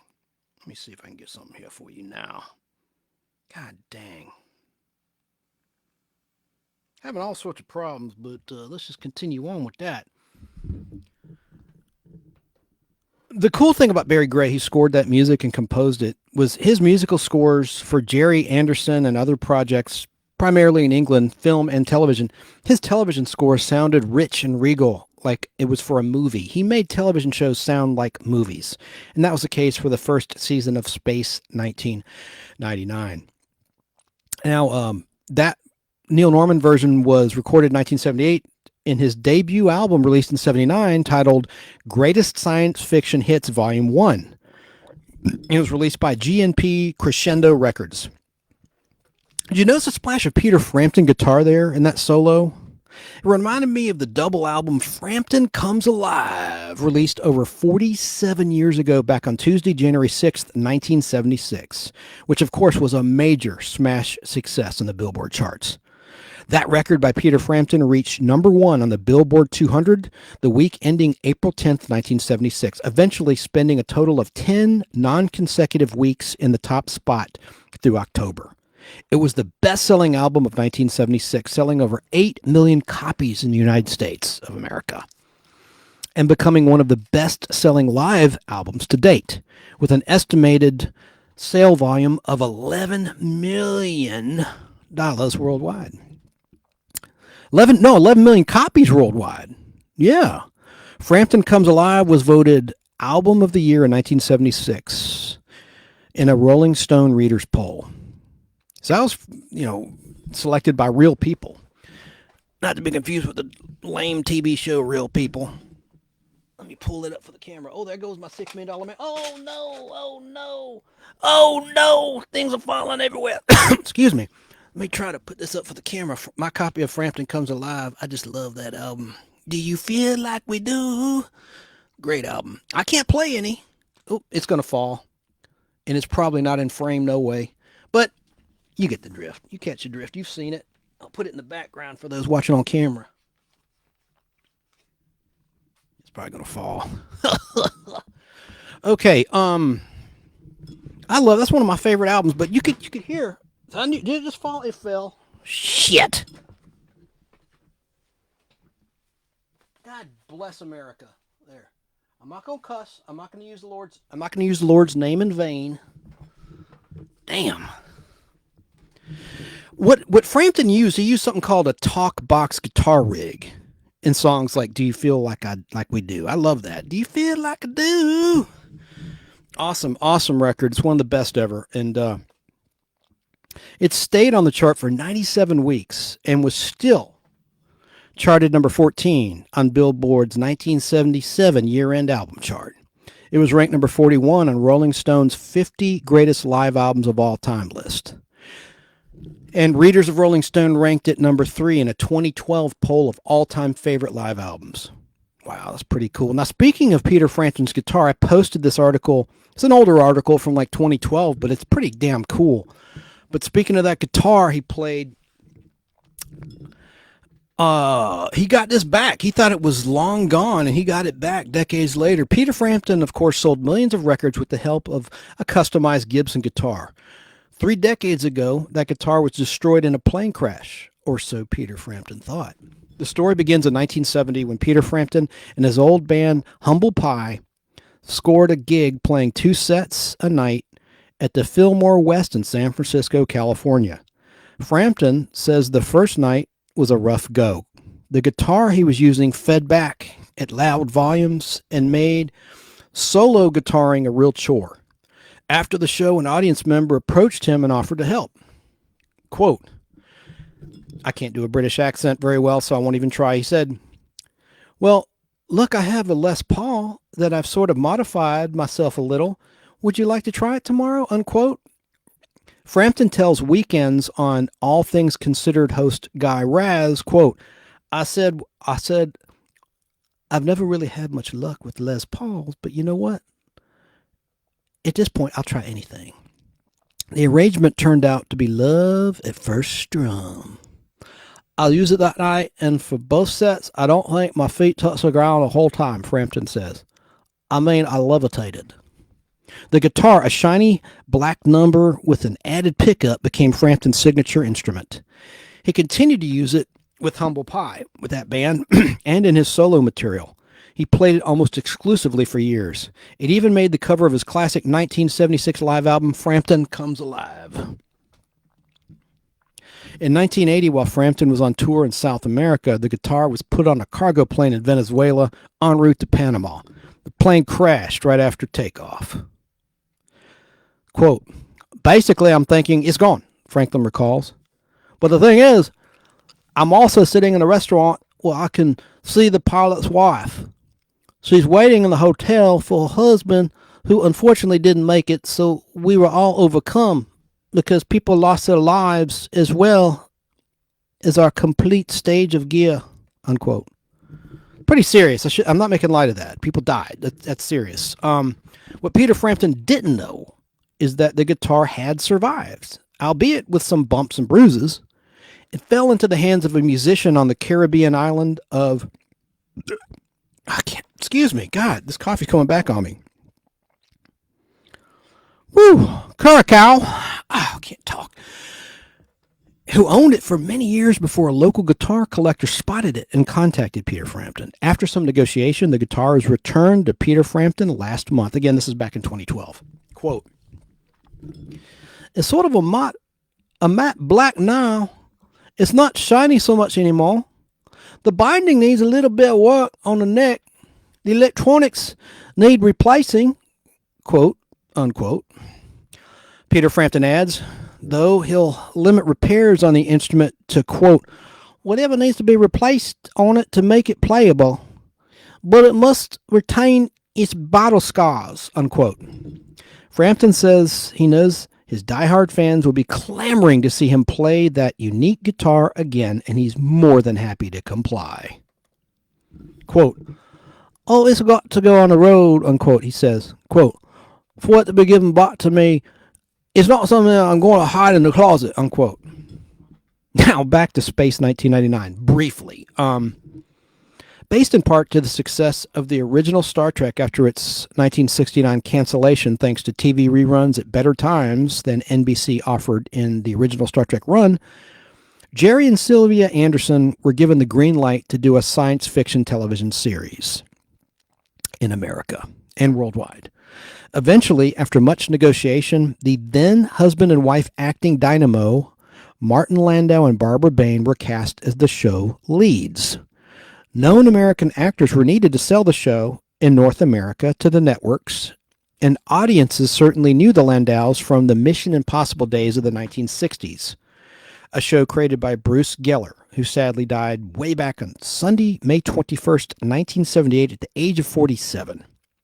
Bruce Geller was a flying enthusiast. Bruce Geller died when his Cessna Skymaster he was piloting ran into fog and crashed into the Buena Vista Canyon near Santa Barbara, California. Shades of Kobe Bryant. Bruce Geller, by the way, is not the father of Sarah Michelle Gellar, which I always thought. No. When I did research a couple of years ago, I was stunned. I always thought that was her dad. It's not. So with Martin Landau and other cast members in place, 50 years ago, almost 50 years ago, depending on when you're listening to this, it could be 50 years by now. 50 years ago, the pilot or first episode of Space 1999 was made back in 1973 and into early 1974 in England. Originally, the show was going to be a new season of the Jerry and Sylvia Anderson show titled UFO, which reads like UFO, unidentified flying object, letters UFO, but it's pronounced in the show UFO, like an enemy or a foe, like F-O-E would be how you spell the word foe. Anyway, I don't know why they call it UFO, but that's how it's pronounced. And that was a live-action show. Actually, UFO, which was filmed in 1969 and 1970, only 26 episodes were produced of that show. It took place in the year 1980, and it was about aliens that were landing on Earth to steal humans' organs and gut them. I mean, it was a very violent show. It was for worldwide syndication by ITC. Talk about that in a second. So Space 1999 was supposed to be a new season of UFO. Well, that never happened. And UFO was the first live-action, meaning non-animated, non-puppetry series, because Jerry and Sylvia Anderson had produced a lot of shows with puppets, very inventive, artistic shows, like Fireball XL5, Stingray, lots of shows in the early 1960s in black and white and later in color. But UFO, or UFO, however you want to pronounce it, it's really UFO if you go by the show, was a very dark, very well-written show with a lot of drama, a lot of tragedy, and triumph. And it had a moon base in the year 1980. It's preposterous, right? They should have set it further into the future, as is the case with Space 1999, so it wouldn't be so dated. Man, when I was a kid, I thought the future was going to be fantastic. In fact, that was one of the taglines of Space 1999. The future is fantastic. Well, like I said before, until we have working stun laser guns in the hands of civilians and the public, the future ain't here. Not in my mind, anyway. So, when the network ITC decided, no, this will not be a continuation of UFO, they mandated this cannot be set on planet Earth. Unlike UFO, which had a moon base, they would take shuttles to and from Earth to the moon base, and there were these babes that wore purple wigs on UFO, supposedly to block their brains from radiation from all the equipment on the moon base. But basically, that was nixed, so they had to differentiate Space 1999 from the UFO universe. So what did they do? To make it where it could not take place on Earth, they had the moon blow out of Earth orbit, which was preposterous in terms of plot device. A lot of people just hate the show based on that premise alone. They said it couldn't happen. It's terrible science. Why would they store nuclear waste on the moon? I bought it. I mean, even as a kid, even as an adult, I can turn off that disbelief and just go with it. But the live action filming of the first Space 1999 took place starting on Monday, December 3rd, 1973, and ended on Friday, January 11th, 1974.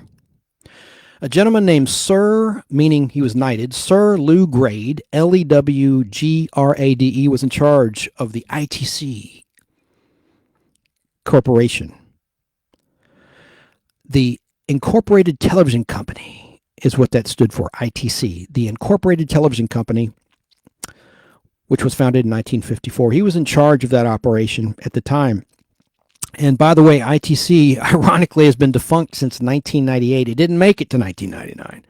But ITC, Incorporated Television Company, pitched the show to networks in the United States of America, who all passed on the project, which sucked. So ITC made it a syndicated series in the United States of America to hundreds of local television stations, including network affiliates and independent television stations, who could then program and schedule Space 1999 to air whenever and wherever they wanted.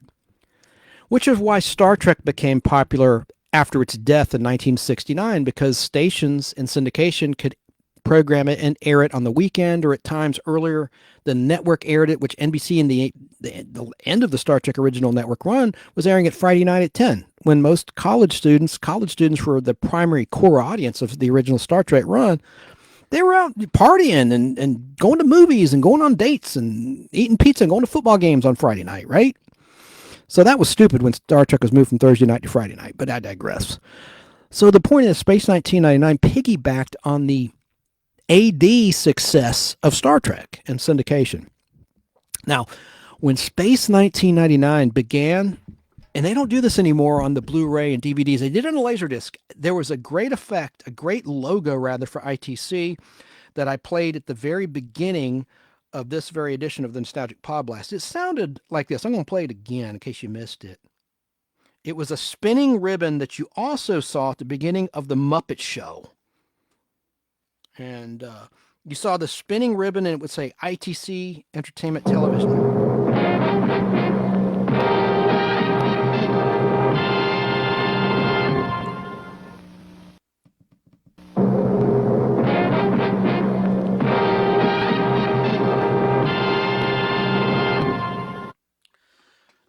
To a geek Gen Xer like me, that's iconic. And when I was a kid, I used to prefer Space 1999 to The Muppet Show, but I like both. When I saw that spinning ribbon, I wasn't quite sure what was about to air, and I was hoping it would be Space 1999. You can see some film reels I have behind me of Space 1999. I have a bunch of them on film reel to reel. I have some that are autographed by the actors in the show. I'll show that on camera a little bit later. I'm not going to spend too much time on the Space 1999 show because I know a lot of people don't really care for sci-fi. And I don't want you to get bored here, but other shows that ITC distributed worldwide that had that spinning ribbon logo, because that wasn't the first logo. The first ITC logo had the same sound, the same drum roll music, dun dun dun dun dun, that you just heard.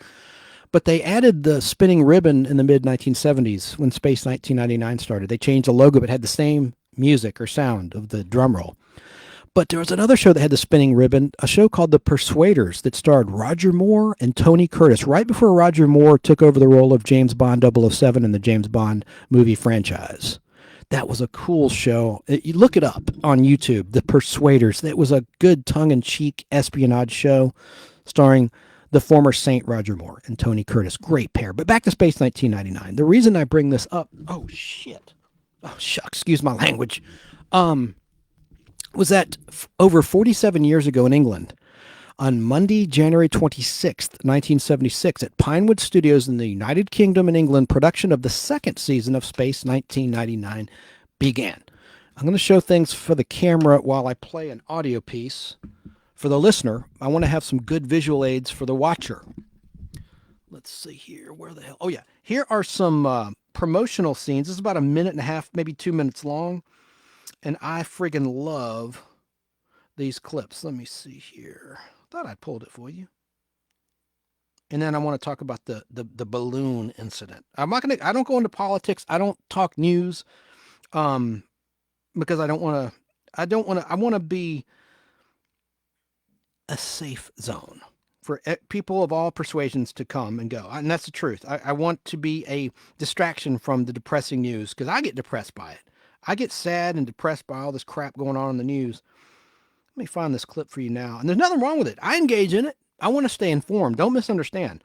But this is supposed to be a nonpartisan place, the Nostalgic Pod Blast, which it is. Now, here are some really interesting promotional scenes, and we're going to talk about the debate briefly. There's a lot of people that hate Season 2 of Space 1999, and they love Season 1. I like both. But, I mean, there are people in the nerd community, if you will. See, there I go segregating people that really hate Season 2. But we're going to talk about it in just a second. But here's some interesting promotional pieces, and I would encourage you to go to YouTube and look up Space 1999 Year 2 ITC Studio Edited Promotional Scenes. That's a mouthful. Just look up Space 1999 Year 2 ITC Promotional, and that should pull it up. But there's some really cool video. They released these on DVD, but this is from 16 millimeter film, this particular YouTube upload. And you'll hear the new version of the theme by a different composer who replaced Barry Gray. You heard the Barry Gray theme, or at least a version of it, a cover of it, by Neil Norman that he recorded in 1978 after the show was canceled. This is by Derek Meddings. And the new producer came in. We'll talk about him in a second. Fred Freiberger, who was very controversial. He was known as the Kiss of Death. When he joined a project, typically the show would soon be canceled. His track record, I'm getting ahead of myself, but he was the executive producer in the last season of Star Trek. As soon as he joined, he went south. It was the network's fault because they moved it to Friday night like I talked about. I don't think it was all his fault. But he also joined the Wild Wild West for its last season. To be fair, he worked briefly as a producer in Season 1 in 1965 of Wild Wild West, but he left and then he came back in the last fourth season and the show went kaput. $6 Million Man. He joined the fifth season of $6 Million Man as producer after he left Space 1999's final season after it was canceled. So that's 4 major pop culture iconic shows he joined in the last year and it went down the tubes. So I can see why people are critical of this guy, and a lot of people criticize him for his writing. Not only was he a producer, he wrote 3 episodes of Season 2 of Space 1999 that I liked, but a lot of the fans of Season 1 just tear these stories apart, and I don't think it's justified.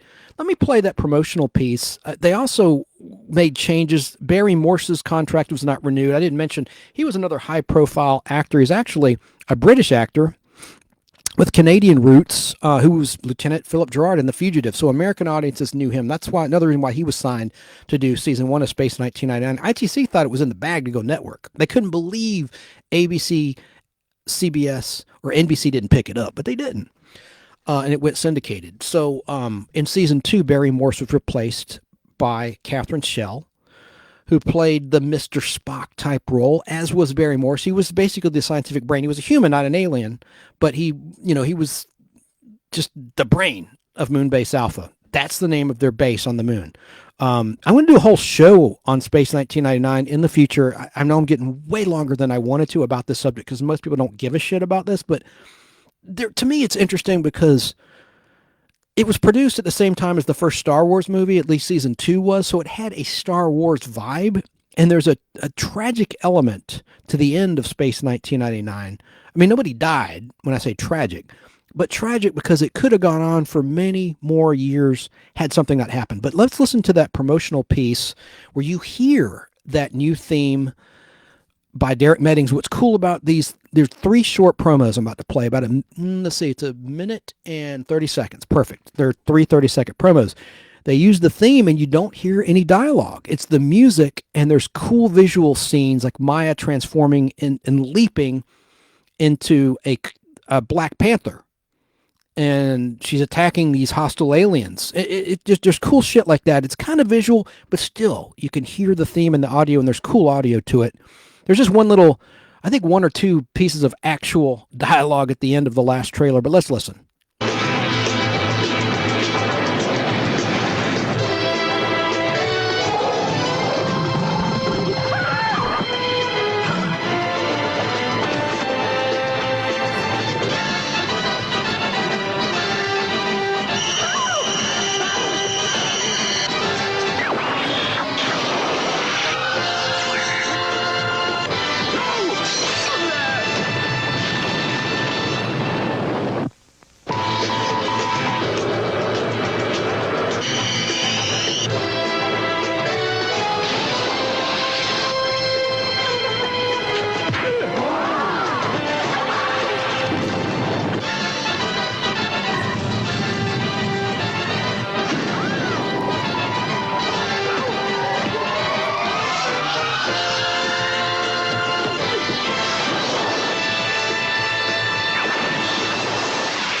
Shit blowing up.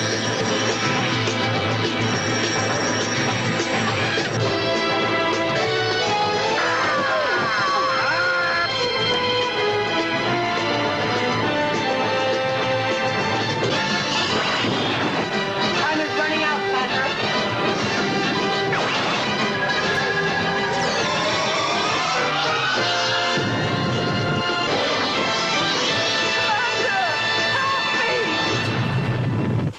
God dang it, something fell. Oh, jeez, it's not my night. But I love all of that audio, the use of audio. And even people that didn't like the show, that thought it was a ripoff of Star Trek, I'm talking about season 2, they love how colorful it was. I remember I had a friend, John David Dyer. His parents said, when I was a kid, they're like, oh, I love the colors. They watched it because they thought it was colorful, and it was. Anyway, it was kind of a neat show back in the day. And I got one other clip. Now, oh shit.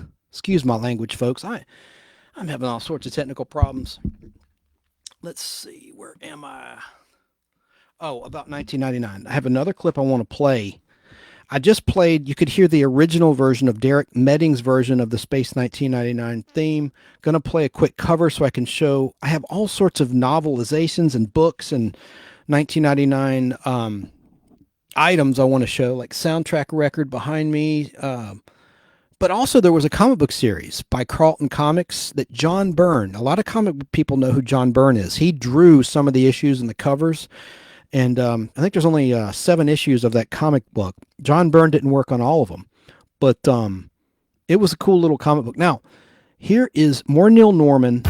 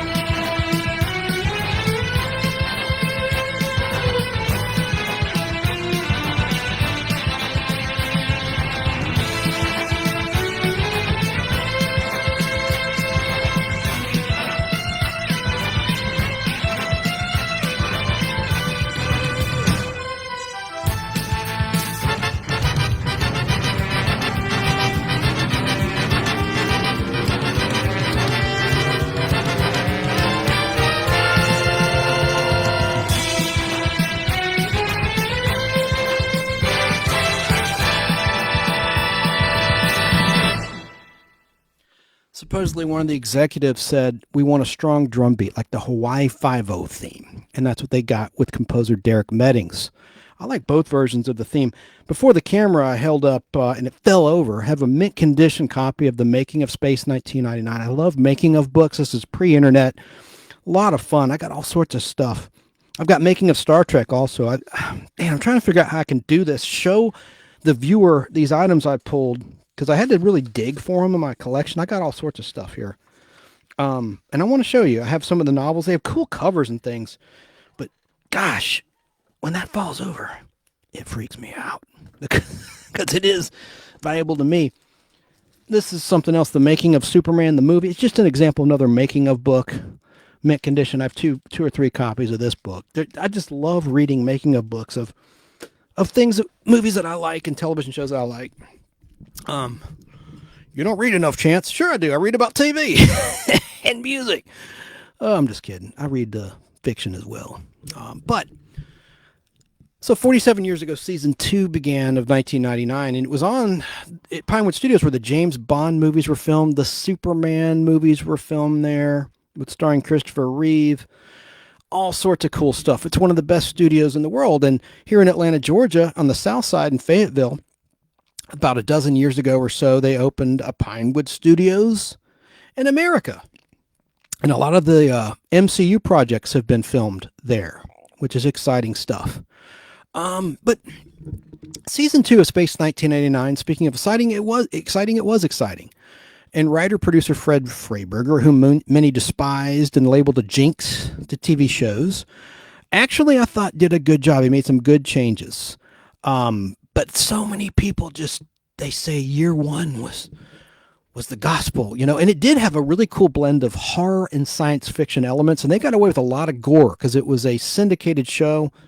Oh man, I had a shot of a cut scene where Martin Landau's character's face is all cut up from season 1 by a crazed guy that was possessed by a demonic alien, and he took like a toy model plane, propeller side up, and went and he stabbed Commander Koenig in the face. And you see the scene in the episode, but there's a shot in the book I have where you see it was just extremely gory for television of the 1970s. And I always wanted to see that scene, just the makeup of it. Being a Walking Dead guy, I worked on Walking Dead. It's not real. I'm not a psycho. I'd never kill anybody or anything like that. But I just love makeup effects and stuff. So getting back to 1999, I'm going to wrap it up, promise. The 3 episodes that Fred Freiberger wrote, and he used a pseudonym. Charles Woodgrove was the name that he used in the credits for the shows that he wrote. He wrote episodes people despise that I like, including The Rules of Luton. Luton was a planet in the story, but actually was a street in Great Britain. Supposedly Fred was driving down the road and Luton. He's American, right? He goes, Luton, that sounds like a planet. I'll use it. Writers are inspired by all sorts of things. I don't think that was strange. Like a lot of fans would write how stupid that was. That's not stupid. That's inspiration. Get a life. The Beta Cloud was another episode that Charles Woodgrove, really Fred Freiberger wrote, which had Dave Prowse, Darth Vader, the guy in the Darth Vader suit. He was on 1999 at the same time he was filming the first Star Wars. And I'm showing on camera the creature that he played. It was a great episode where one of their Eagle ships returns to Moonbase Alpha with this terrible monster on board, and nothing can stop it. Nothing can stop the grotesque monster, including Maya. She can transform. I didn't even describe. She can transform into any life form for an hour. She's mastered the art of molecular transformation, thanks to her father, Mentor, who died in the first episode of season 2 when the Alphans from Earth come across their planet and they pick her up right as the planet explodes, and she becomes their resident science officer. But and she was a really pretty actress. I met her in New York in 2000, Labor Day weekend 2000 in New York City at a convention. We were staying at the Crown Plaza on Broadway, and she couldn't have been more kind. And I was glad to see her in Rob Zombie's The Munsters, which got panned. I know a lot of you out there didn't like it. I liked it okay. I mean, I liked the colors in it, even though Rob wanted it to be in black and white. Netflix says, no, you got to do it in color. They had a black and white sequence, blah, blah, blah. But she played a major character in that. She's an older lady, but I'm just glad she's working, you know? God bless her. The other story that Charles Woodgrove, Fred Freiberger wrote, was Space Warp.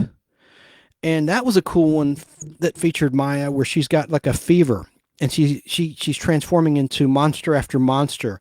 And she's delirious, and she's trying to return to her planet Psychon, which doesn't exist. It blew up in the first episode of the season, but she doesn't realize that. She's trying to steal an eagle and fly the spaceship to her planet, which is a total delusion. And she's going berserk. And it's an exciting episode. And these fans that hate season 2 trash that episode. I'm like, dude, that episode was exciting as F. All sorts of special effects. Anyway, that's for another Podblast about 1999. But Fred Freiberger sadly passed away back on Sunday, March 2nd, 2003, over 20 years ago at the age of 88. God bless him. I think he gets a bad rap. Going to play a clip of Catherine Schell while I have to take a whiz. Excuse my crassness there. I have to use the restroom. Go number 1. And I want to show some more Space 1999 stuff on camera, just briefly, some books and things. And I don't want the listener to be bored, so I'm going to play an interview with Catherine Schell. This is when she was on the set in mid-1976, summer of 76 in England, on the set of an episode titled A Matter of Balance, which had a guest star who was actually the ex-wife of Peter Sellers. She died of alcoholism, actually. Really sad stuff. Beautiful, beautiful young lady. But let's listen to Catherine Schell talking about her character.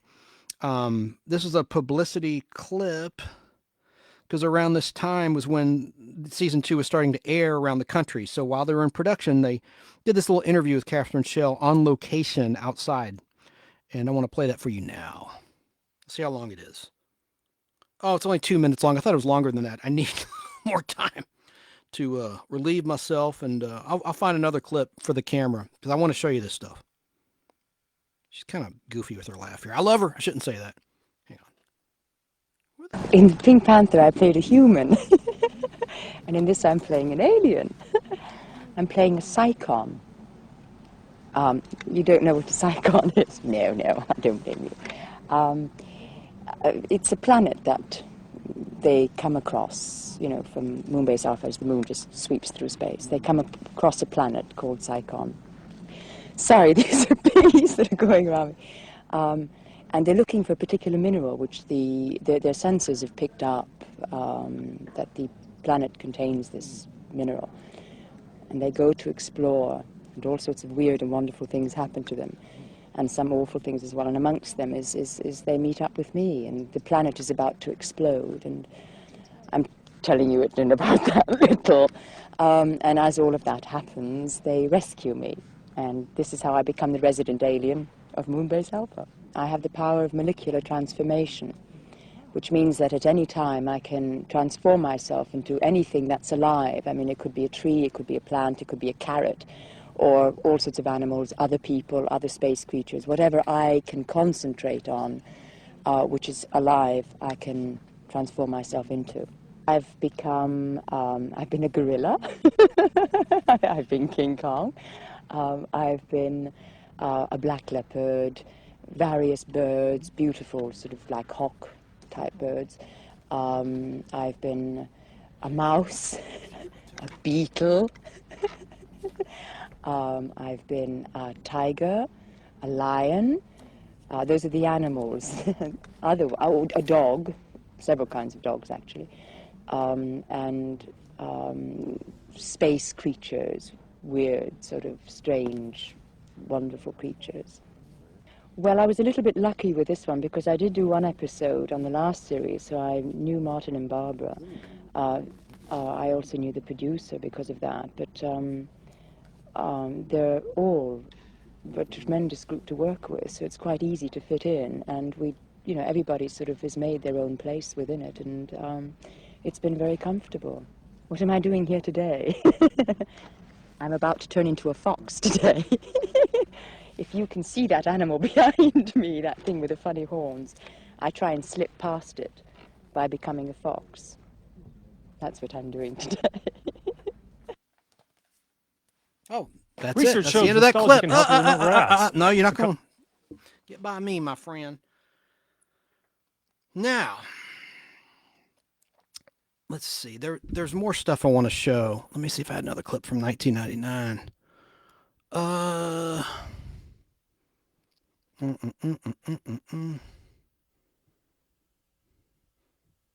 And then we're almost done with Space 1999. Well, shucks. I'll just have to find, when I talk about something else, I'm going to hold this up for the camera. I had some more 1999 stuff I wanted to show y'all that I think is cool anyway. And,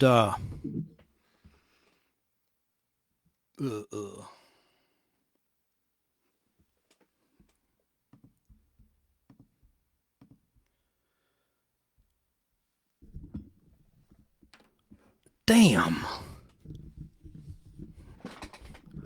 She mentioned the Pink Panther. She was in Return of the Pink Panther, but just prior to, between season 1 and 2 of Space 1999. And you heard her, she said she guest starred, and she did, in a first season episode of 1999, playing a sexy android, a villain, if you will. Oh yeah, I remember what I was going to do now. As we wrap up the topic of Space 1999. Now, in the news, this is probably long in our rearview mirror. I hope this isn't still going on. I hope this isn't an ongoing problem. But we had a big a spy balloon, basically, that China admitted to putting in our airspace, United States of America airspace, originally over in Montana is where it showed up, and it was near military installations, and they claimed it was a weather balloon and all that. And thankfully, someone at the Pentagon had the cojones to shoot it down.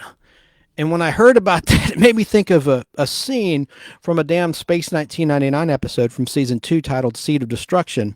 And that's going to tie into our TV cliche of the week later on in the show. But in this episode, there is a mirror image, an evil twin, if you will, of Commander Koenig, played by Martin Landau, the commander of the base.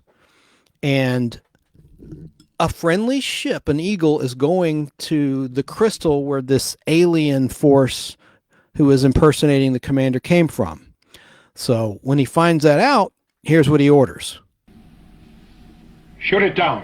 You cannot mean that. Are you asking to be relieved of duty?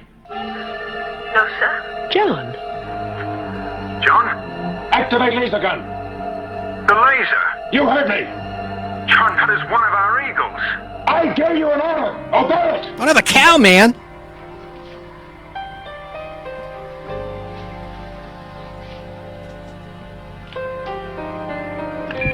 Weapon section.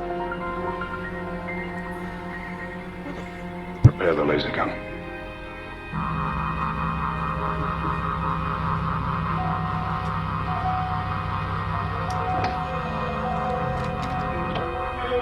Laser gun on target, John. Shoot it down. Now, would you mind repeating that, John? Shoot it down!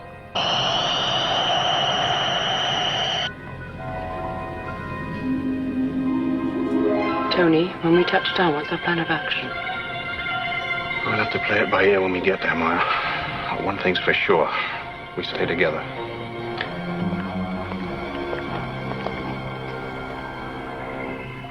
Carter! I gave orders to shoot that craft down. What sort of insubordination is this? Commander, I can't do it. You pussy. I know who's up there. Tony. I ordered you to fire. Well, I won't do it. Oh, come on. I can't.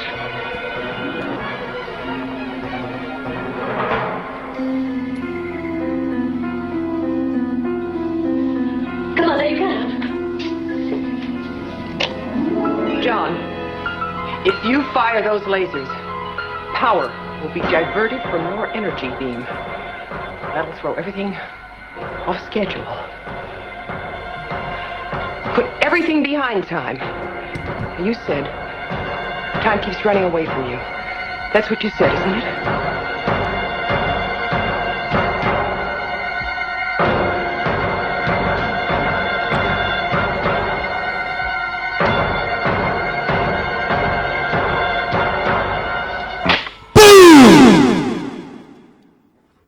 We shot down that damn spy balloon. Supposedly there was another one entering our airspace too. So it's scary stuff. These are scary times, but I'm not trying to make light of that. But thank goodness our military took decisive action in that regard. So that's all I've got to say about that. Remember Lily Tomlin? What? Remember Lily Tomlin on Laugh-In? But the last thing I'll say about 1999, couple things. No more clips, but just a couple quick things. It's streaming on Tubi TV and on YouTube for free. And that's pretty damn cool. It's also on Prime, but beware.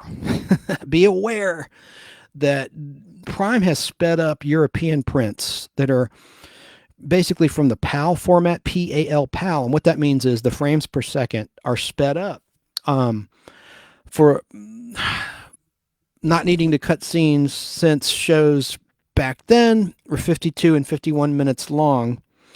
And these days, they're damn 42 minutes. Hell, The Price is Right on CBS without commercials is 37 minutes long. So the point is, edits need to be made. But in lieu of that, they would do time compression. Our friend Al Hardy, when he worked at Turner, he told me he did that with Perry Mason episodes, where you literally speed up on a reel the frames per second and transfer it to video. And I hate that because the music doesn't sound right. The actors' voices are distorted. Sounds like mice. It's not the correct sound. So for some reason, Prime has these sped up versions. So when you look on Tubi, Tubi has it right. Make sure the episode length is either 52 minutes for season 1 or 51 minutes for season 2. One episode is 50 minutes, and that's legit. The Beta Cloud that talked about, written by Charles Redgrove, Fred Freiberger, that had David Prowse, the guy in the Darth Vader suit in the original Star Wars movie, Star Wars, Empire Strikes Back, and Return of the Jedi, playing this monster. For some reason, that episode, I have it on Laserdisc, VHS, Blu-ray, DVD. I'm not going to buy anything else beyond 4K. I mean, they're going to get my money again and again and again. And it's pretty nuts to buy. Once you have it, by the way, 4K, I think, looks too perfect. I think it almost looks like videotape. I think 1080 HD, 1080p is good enough. That's just me. I think it's good enough. I think I will get the 4K, like they're going to release in 2023, Superman the movie and Superman 2, all the Christopher Reeve Superman movies. Probably will get them. The James Bond 4Ks, I got those. But it just looks a little too perfect for me. But anyway, getting back to 1999. They're on YouTube as well. Both some people have the PAL versions, the sped up versions, and the original. The bottom line is, look for the 51-minute season 2 episodes or 52 minutes. And you can't go wrong with Tubi TV, Tubi TV, the free streaming service. They do have a few ads, but they're not bad. The ad breaks are not that long.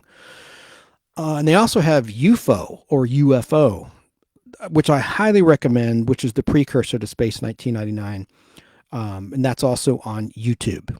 And then, a couple final thoughts about 1999 is that, unfortunately, on Tubi, they're not in the order that they were filmed. On my coffee mug I have, these are listed in production order. This is a 1995 20th anniversary coffee mug because it premiered in America in 1975, shot in late 73 and 1974 season 1 and 1976, all of 76 season 2. And I've got this here coffee mug that has the production order listed. It's the same order that's on the Blu-rays and the DVDs. That's the proper order to watch these. IMDb has the syndicated order, and it doesn't make sense. There is a definite end to season 1, or year 1 as they call it, of Space 1999, and other things, characterizations, things that happen to them on their journey between Earth and a new home that you should watch in the production order. It makes more sense. So it irks me that Tubi TV has them in the IMDb order, and so does Prime. Amazon Prime has them in the IMDb order. How you can see the production order, there's a great website, moonbasealphafandom.com, and just look up episode order or production order. It makes a big difference. Anyway, and for those that don't give a flip about 1999, I'm sure you're long gone by now, but it just irks me. But the Blu-rays and DVDs and the Laserdisc releases, Well, the Laserdiscs had 2 episodes per disc. Scratch that from the record. But the DVDs and the Blu-rays were in production order, thankfully. That's the way it was meant to be seen. And then here's a fact for you. A lot of people say that the reason 1999 was canceled was because of the changes they made to season 2. You know, the tone, they made it a little more like Star Trek, a little more action-oriented. No. Here's a fact for you, for the naysayers.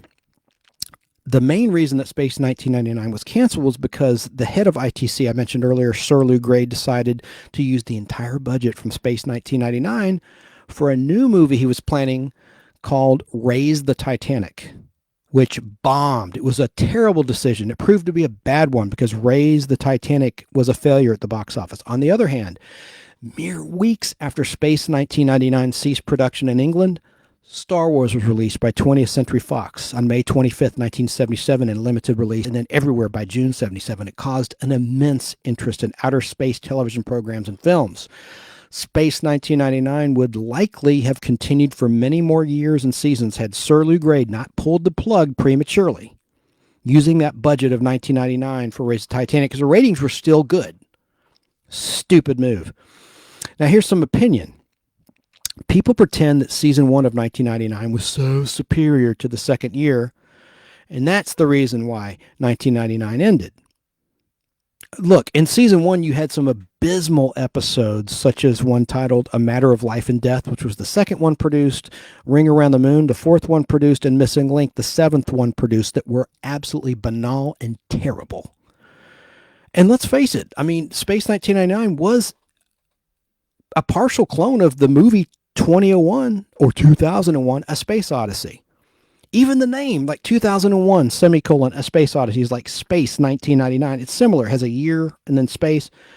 And they had similar outfits, the gray, like pajama uniforms in year 1 of Space 1999, and their moon spacesuits. The orange spacesuits are just like the ones in 2001, A Space Odyssey, released in 1968. Hell, they even got the special effects guy, a guy named Brian Johnson, who did the special effects of 2001, A Space Odyssey, or 2001, A Space Odyssey.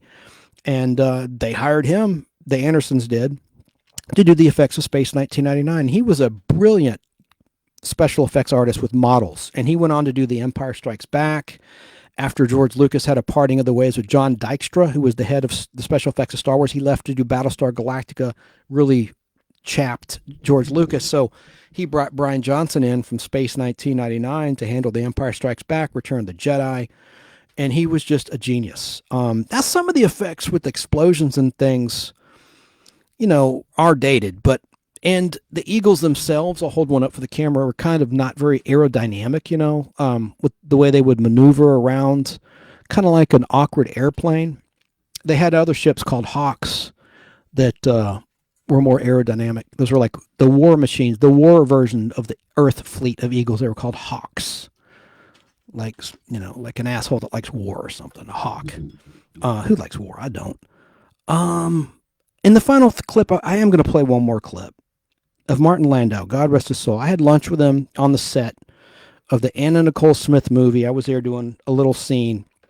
I basically was just a featured extra, uncredited role, but I had a cool scene playing a photographer with just the two principals, the woman playing Anna Nicole Smith and another guy playing her boyfriend. It was just the three of us in the scene. But that day, Martin Landau showed up on the set for a fitting. He played Marshall, the real-life, wealthy, wheelchair-bound man that Anna Nicole married.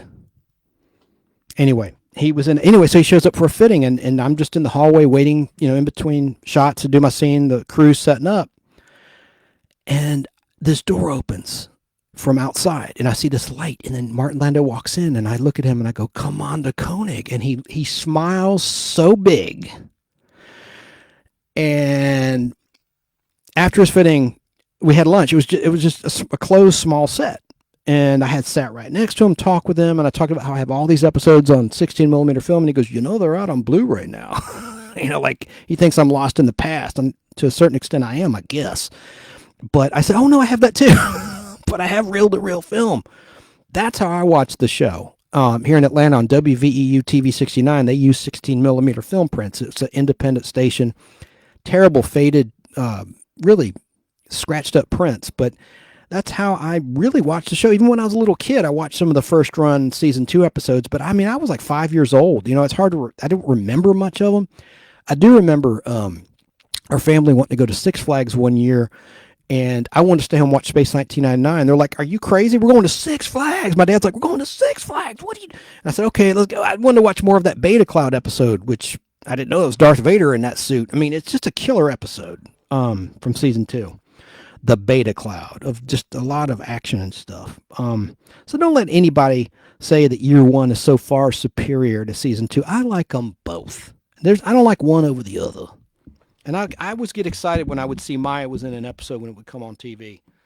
Oh God, I'm going way too long about 1999. But in the 80s, like in 1985, when it was on 85 to 87, actually, I think early 88 is when it last ran on WVEU TV 69. 8 of the key episodes were not even in reruns. They had pulled them, ITC, because they'd edited 2, like TV movies. Like they made 4 movies out of 2 episodes each. Here's one I still have sealed in VHS, hosted by Sybil Danning of the USA Network in the 80s, a little sex pot. This is an episode, or 2 episodes. One is The Black Sun, which was the 3rd episode produced, where basically Moonbase goes through a black hole. It's a killer episode that makes people age rapidly, and all this crazy shit happens in it. And then they combined it with an episode called, they have all these on film, by the way, but I'm talking about, called, I can't remember, Margaret Leighton's in it. What was it called? It doesn't matter. I'm getting too wound up on coffee. I've got the VHSs of these, but bottom line, it was weird. You couldn't even see the very first episode. There was a TV movie called Alien Attack that they released theatrically in Europe, and it was the first episode in 1999 titled Breakaway and War Games. And those were 2 awesome episodes. And so WVEU wouldn't even play the damn pilot. You couldn't even see how it began for those that might have, been too young to see it first run. About 10 years in time after it had originally premiered in 75 and 1985 and in the mid 80s, you couldn't even see the friggin' first episode. That's Destination Moonbase Alpha in the background. That was the first 2-hour movie. After Star Wars was a huge hit and 1999 was canceled, ITC took the only 2-parter the show ever did. It was in season 2. It was called The Bringers of Wonder, and they retitled it Destination Moonbase Alpha. And they withheld that 2-parter from syndication. So that's another episode, or 2 episodes, that never aired on TV 69 in the 80s in Atlanta. So those didn't show up until the Laserdiscs of 1990 and 91, and they withheld that 2-parter from the damn Laserdiscs. We didn't see the actual 2-parter until the DVD release in the early 2000s. And Laserdisc, and Blu-ray after that. And of course now it's on streaming. So to me, just knowing all that, it's kind of a treat to have it for free for everyone else to watch all 48 episodes on streaming at no charge. Just knowing the history and how at one time you really had to struggle to find the friggin' episodes.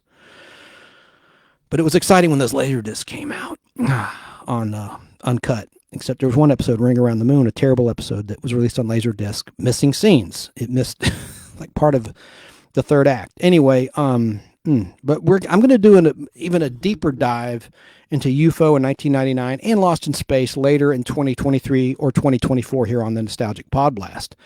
When I used to tape them on WVEU, I was also taping Lost in Space off Turner 17. Of course, that's Ted Turner's Superstation 17 WTBS. In the 80s, starting I think in 83, Lost in Space was airing. And I would label the VHS tape Lost in Space 1999. Aren't I clever? Not, but that's what I called it. Lost in Space 1999. That's what I'm going to title the pod blast I do on Lost in Space and Space 1999. Been saving it, but I kind of went way longer than I wanted to about 1999, so I apologize. Item. That Chinese spy balloon that I talked about that was in the news that they claim was a weather balloon that got shot down by the military in the United States of America made me think of other balloon-themed projects that I loved as a kid. And one was actually a silent French film that I saw in school titled The Red Balloon. In French, and in France, it's titled La Ballon Rouge, or Rogue. I think it's Rouge. Le Ballon Rouge, Rouge, like Rogue, like Moulin Rouge. It's probably La Ballon Rouge. And it was made in 1956. And it was shown in elementary schools all over the USA in like the 70s and maybe the early 80s for Generation X kids. And we'd watch it with reel-to-reel 16 millimeter projectors in classrooms. And again, it wasn't a silent film. It just didn't have any talking. And it was really sad. This boy befriended a living balloon, and mean kids killed the balloon with rocks. It was really, really sad. And I loved it so much I got a novelization, a hardback picture book of it. I have that somewhere at my parents' house. But I have the reel-to-reel film of The Red Balloon. But that's all I'm going to say about that. I've been way too long here. And I won't bore you with the classic movie 5 Weeks in a Balloon from 1962, which was based on the 1863 novel by the great Jules Verne, who also wrote 20,000 Leagues Under the Sea. Item. We're moving on past this sci-fi stuff. Think about this. Time is so bizarre, right? It's like a prism. Dazed and Confused. Great movie about 1976. Came out in 1993, right? Well, think about this. Dazed and Confused came out in 1993, set in 1976. Well, if a similar movie came out today in 2023, it would be set in 2006. That doesn't blow my mind, but it's a little astounding. Item. I want to recommend a 13-minute documentary about, of all people, Chef Boyardee. There's a great independently produced YouTube 13-minute documentary, and it's titled Chef Boyardee, The Man Behind the Can. And you would not believe what he did for this country, and his story is incredible. As a young teenager, he started as a chef at a prestigious New York hotel. I don't want to give it all away. He received medals from the U.S. military. He helped the soldiers be fed during World War II. I highly recommend it. I'm not going to play any of it. It's got some ads in it and stuff. That's one reason. But I want to recommend it because it's very informative. Chef Boyardee. And that's not how he spells his name. That's how it's pronounced, the way it's on the can. But there's some interesting facts. And that I'll use that for my nostalgic treat of the week. I do want to talk about just the history of the company. I'll talk about it briefly, but not tonight in this edition of the Nostalgic Podcast. I want to play some catch up with music history since I haven't done a show in a little while for y'all. But some of these dates have come and gone, but I'm just going to mention a few with no clips, some music history notes. Back on Friday, January 27th, 1956, Elvis Presley's smash single Heartbreak Hotel was released by RCA Records, who had just purchased Elvis Presley's contract from Sun Records for, get this, $35,000. The song sold 300,000 copies the first week and would eventually sell over 1 million copies, becoming Elvis's first gold record, Heartbreak Hotel. On Saturday, January 27th, 1968, the Bee Gees made their United States debut with a concert at the Anaheim Convention Center in California. I love some of their early songs. People know the Bee Gees, of course, from Saturday Night Fever and their disco hits, which I like as well, but I really like their 60s stuff also, and it gets overlooked. Like Massachusetts, I love that song. I love I-O, I-I-I-I-I, I-O, I-O. They have all sorts of great songs. To Love Somebody, that's a great ballad. Just love it. Moving on with music history, here's a television music history bit of trivia. Over 45 years ago, back on Saturday, January 28th, 1978, the Doobie Brothers made a memorable appearance in the second season of ABC's hit sitcom, What's Happening?, in a part one of a two-part episode titled Doobie or Not Doobie. And this was actually the first time back on January 28th that the sitcom aired on Saturday night at 8 after the network moved the show from Thursdays at 8:30. Originally, it was on Saturday night, like in the early beginning in 76, and then they had it go Thursday night, and it did really well there. But remember that episode where basically Rerun bootlegs? He's forced to bootleg a concert with a tape recorder, and he's dancing around. And then the tape recorder falls out, and they were like front row in front of the Doobie Brothers, who were nice enough to give him free tickets. And then, like the Price is Right horn fail, busted. And that's end of part 1 to be continued next week. Rerun is busted for tape recording the concert and bootlegging it. Love that show. Love Little D. Eating that peanut butter, boy. 64 years ago, on Tuesday, February 3rd, 1959, that was the day the music died. Buddy Holly was 22 at the time, Richie Valens, who was only 17, and Giles Perry, otherwise known as J.P. Richardson or the Big Bopper, just 28 years of old, and the pilot Roger Peterson died in that tragic plane crash in Iowa. History has dubbed that as the day the music died. Awful stuff. Item, here's something of more modern pop culture significance.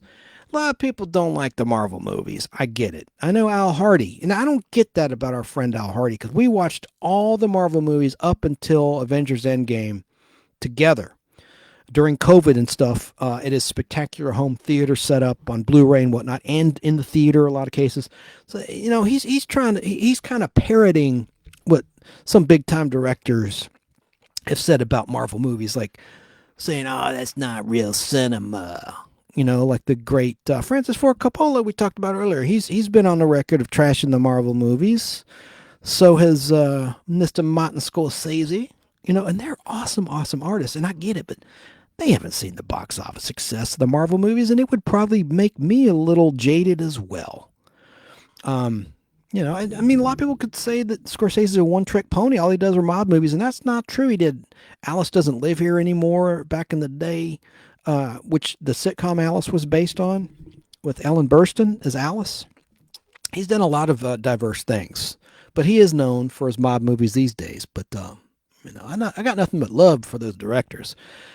Anyway, Ant-Man Quantumania opened on February 17th, 2023.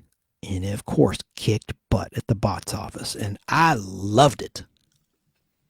And I want to play just a couple clips of Ant-Man, which is the third movie in the franchise. Michelle Pfeiffer's in it. And I really like all of the actors in the Ant-Man series of films. I never played the Martin Landau. Oh, damn. I got to back up. I am not good tonight, folks. I do want to play. I was telling the Martin Landau story, and I got sidetracked of meeting him on set, having lunch with him. I got a picture with him on that set of the Anna Nicole Smith story for the Lifetime. It was a Lifetime movie. Let's listen to a brief clip of, and we'll wrap, of Martin Landau back in 1994, after he won an Oscar for Ed Wood. Remember, Pull the String, he played Bela Lugosi. Do want to play this, and this is only 2 minutes long. I just got to put this on my Pod Blast, or our Pod Blast, where he's asked about playing the great role of Commander John Koenig. If I could get the dang clip to play, and I could show some stuff on camera. I don't know why I can't get this thing to play. This is not one of my better shows, folks, because I'm having technical problems and because I'm all over the place. God dang it. What did I do?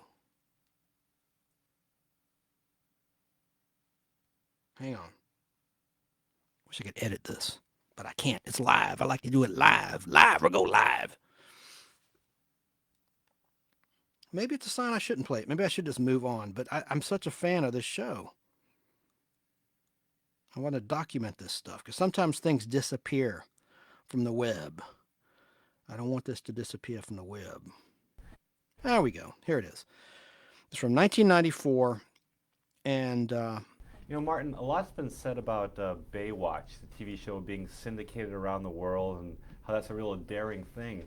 But I couldn't help but think back to Space 1999. That's right. Now you had a vested interest in that show. Yeah, I helped create. I helped perpetuate that show. I got the idea because it was after Mission Impossible and before Star Wars, and Star Trek at that point had not been successful until it got into syndication. So it was not an easy thing to get going. And we did that series in England, had trouble getting it on a network here, and decided to create our own network. And in fact, Norman Lear at that time was having trouble getting, even with his track record, Mary Hartman, people interested in that. So he did the same thing off of our idea.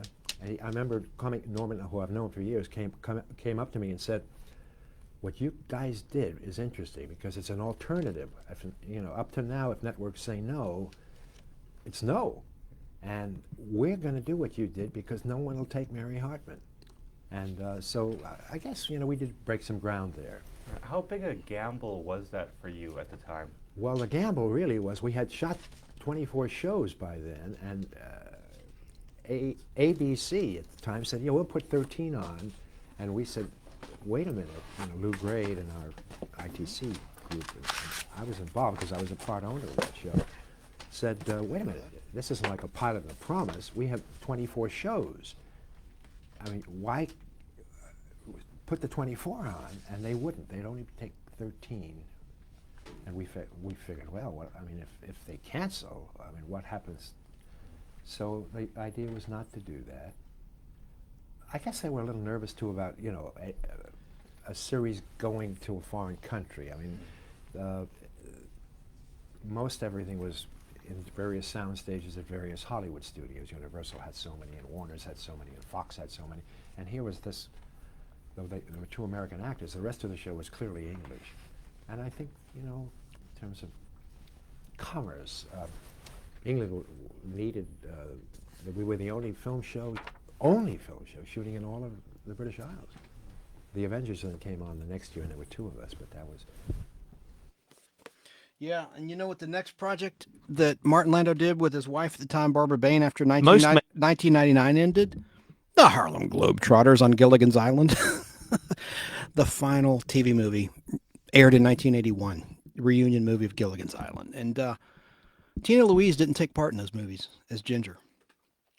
All right, so we're going to move on. What was I going to do? So I'm all over the place. I was talking about Marvel and Marvel movies and how much I loved Ant-Man. Wink, wink. And how it did so great at the box office. Wink, wink. We know it did, and we know it is. I want to play a clip from the movie, just some audio, and show some comic books. I have the villain in this. I'm not going to give any spoilers away. Is Kang, and we saw him in the Loki Disney Plus streaming series, season 1 of Loki. He can control time, and I have the first appearance of that character in Avengers number 8 from 1964, I think it was. I'm pretty sure, and I want to show some comic books pertaining to Ant-Man as this is playing. You're an interesting man, Scott Lang. That's Kang talking.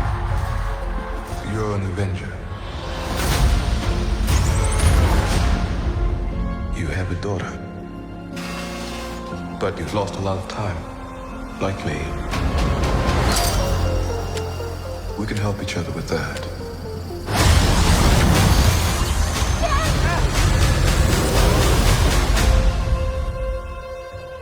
Who are you? I'm the man who can give you the one thing you want. What's that? Time.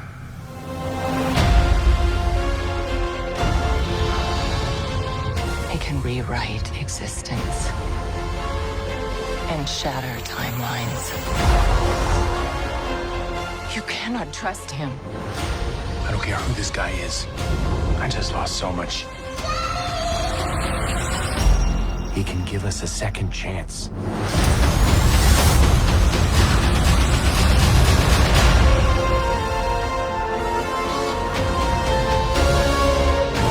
Let me make this easy for you. You will bring me what I need, or everything you call a life will end.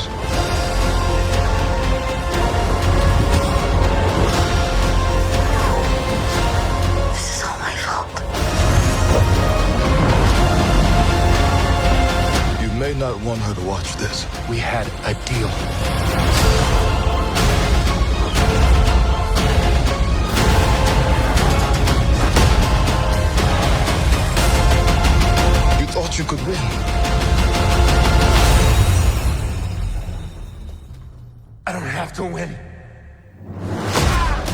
We both just have to lose. I'm sorry, Cassie.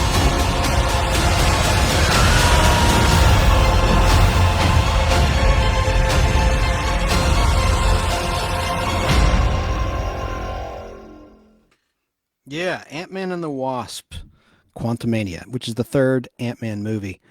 Looks really good. I wish MCU, Marvel Studios could handle the Space 1999, do a reboot. Here I am, I'm going backwards. Let me continue forward past 1999, but they would do a killer job. I wish I could combine those universes or something and call it Space 2999. I wish they had never gone to just 1999 back then in the 70s. They should have called it, Space 2100 or some shit, so it's not dated now. That's the only thing I hate. I love that show. I love how it was so big budget and just the great production values, but I digress.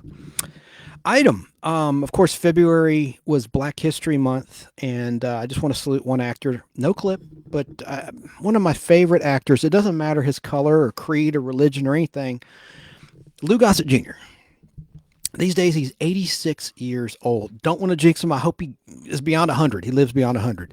I met him. He was incredibly kind. I met him in 2007. And I got a signed photo. It was at a fan meet and greet. I don't mean to sound like I met him on a set like I did Martin Landau working. I actually went to Dragon Con in 2007, had a hotel room. He wasn't there. That sounds really weird, the way I put that, but I'm just describing the event. I got a hotel and partied. We partied like, not me and Lou Gossett, but when I met him, the whole experience was great. It was just wonderful. But I just think he is a fantastic actor. I liked him in everything I've ever seen him in, even Jaws 3D. I liked him in The Deep. Remember that movie, The Deep? But of course, he won an Oscar for the incredible movie and romantic movie and tragic movie, An Officer and a Gentleman, released in 1982. And before that, he won an Emmy in 1977 for his role in Roots, based on Alex Haley's epic novel. And so he is an accomplished actor, but of course, as you see in that picture, if you're watching on camera, that's the role he's heavily associated with. Gunnery Sergeant Emil Foley, USMC, in An Officer and a Gentleman. And I have a film print. I just sold it, I guess, of an Invaders from 1968. It aired February 20th, 1968. That's my sister's birthday, February 20th. She wasn't born in 68. She's younger than that, but I'm just saying February 20th is her birthday. But it was a great episode of that Quinn Martin show that featured an all-black cast, basically, all-black guest cast, including the great Lou Gossett, who was credited as Louis Gossett, I believe, in the end credits. And I love that show. I'm glad they finally released that on DVD. But for years, I've had that print since 1995. I had it for decades before it was ever on DVD, and I'd watch it every February as part of my little personal Black History Month thing. I would. And Roscoe Lee Brown is in that cast. A lot of people out there know who he is. He's been in some big, big projects, including some Norman Lear stuff. But he's in there, and Roscoe Lee Brown and Janet McLaughlin. There's a little black child actor, and in that episode, that sounded terrible though, but he's an African-American child actor at the time.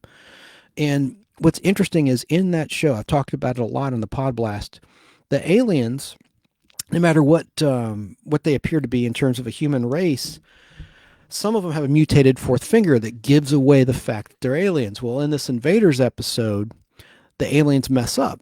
They assume a human form. They're really like slug-like creatures. Only one or two episodes where you saw the aliens' true form in that show, the Invaders.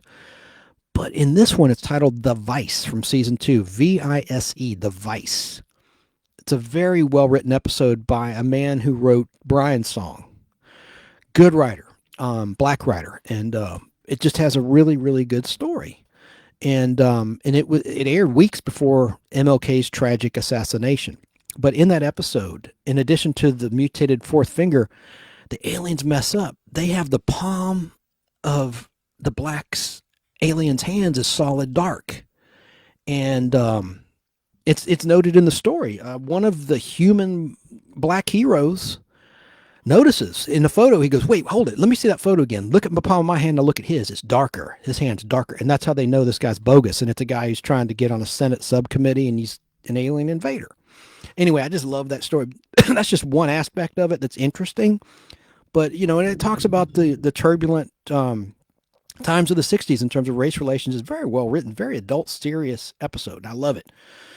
But the film's starting to go bad, and I was honest. Oh, by the way, this show has a YouTube shop, and I don't just sell, nothing wrong. People sell t-shirts and beg for money and stuff like that. That's fine. I don't beg for money. I offer real collectibles for collectors. And one of the items are film prints, reel-to-reel film prints. And I was honest in the description. The color has gone red, and it was starting to warp. It's not gone vinegar syndrome, which is a fatal condition in some film prints.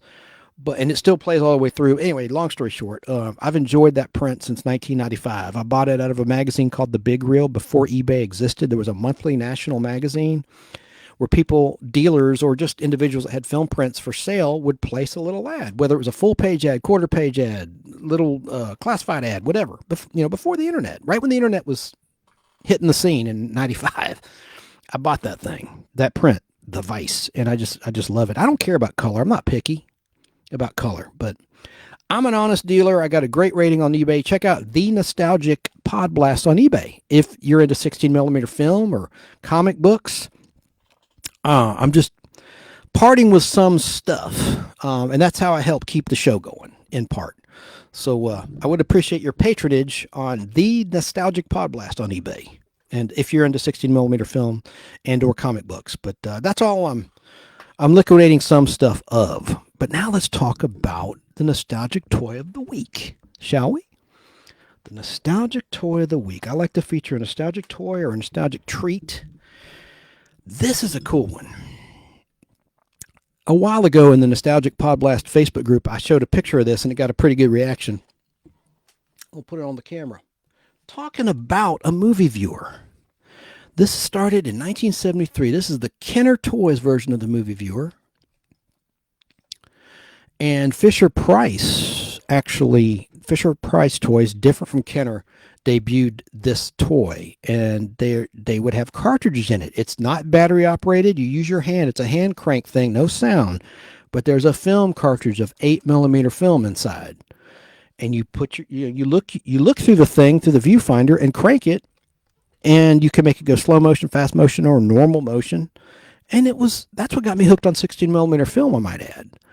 Going to talk about the history of that. But before, I want to show you that's a $6 Million Man cartridge. And the particular episode that Universal Studios and Kenner chose, or Universal, I don't know how that worked. I'm sure Universal provided the Super 8mm film, is the first aired episode, not the pilot, Cyborg, based on Martin Caden's novel Cyborg, that the character Colonel Steve Austin was based on, that book, who becomes a cyborg. But it's called Population Zero, where Steve Austin shows up at a town and there's no one in it. Everyone, it's evacuated. He didn't know where all the people went. Anyway. So, the Kenner hand-cranked film cartridge movie viewer, is the nostalgic toy of the week. And here's some history. In 1973, Fisher-Price introduced its popular movie viewer and cartridge toy. It was a camera-like device that, when operated by hand crank, could show Super 8mm films. This was the Fisher-Price movie viewer. And as the commercials promised, children could crank the device in slow motion, speed it up, or even run the film backwards. Best of all, the device needed no batteries. The Fisher-Price movie viewer was sold with one cartridge originally, which was a 1937 Walt Disney short called Lonesome Ghosts. Very quickly, however, Fisher-Price developed a wide catalog of films for kids to purchase and watch as accessories, the cartridges, including several animated Disney movies.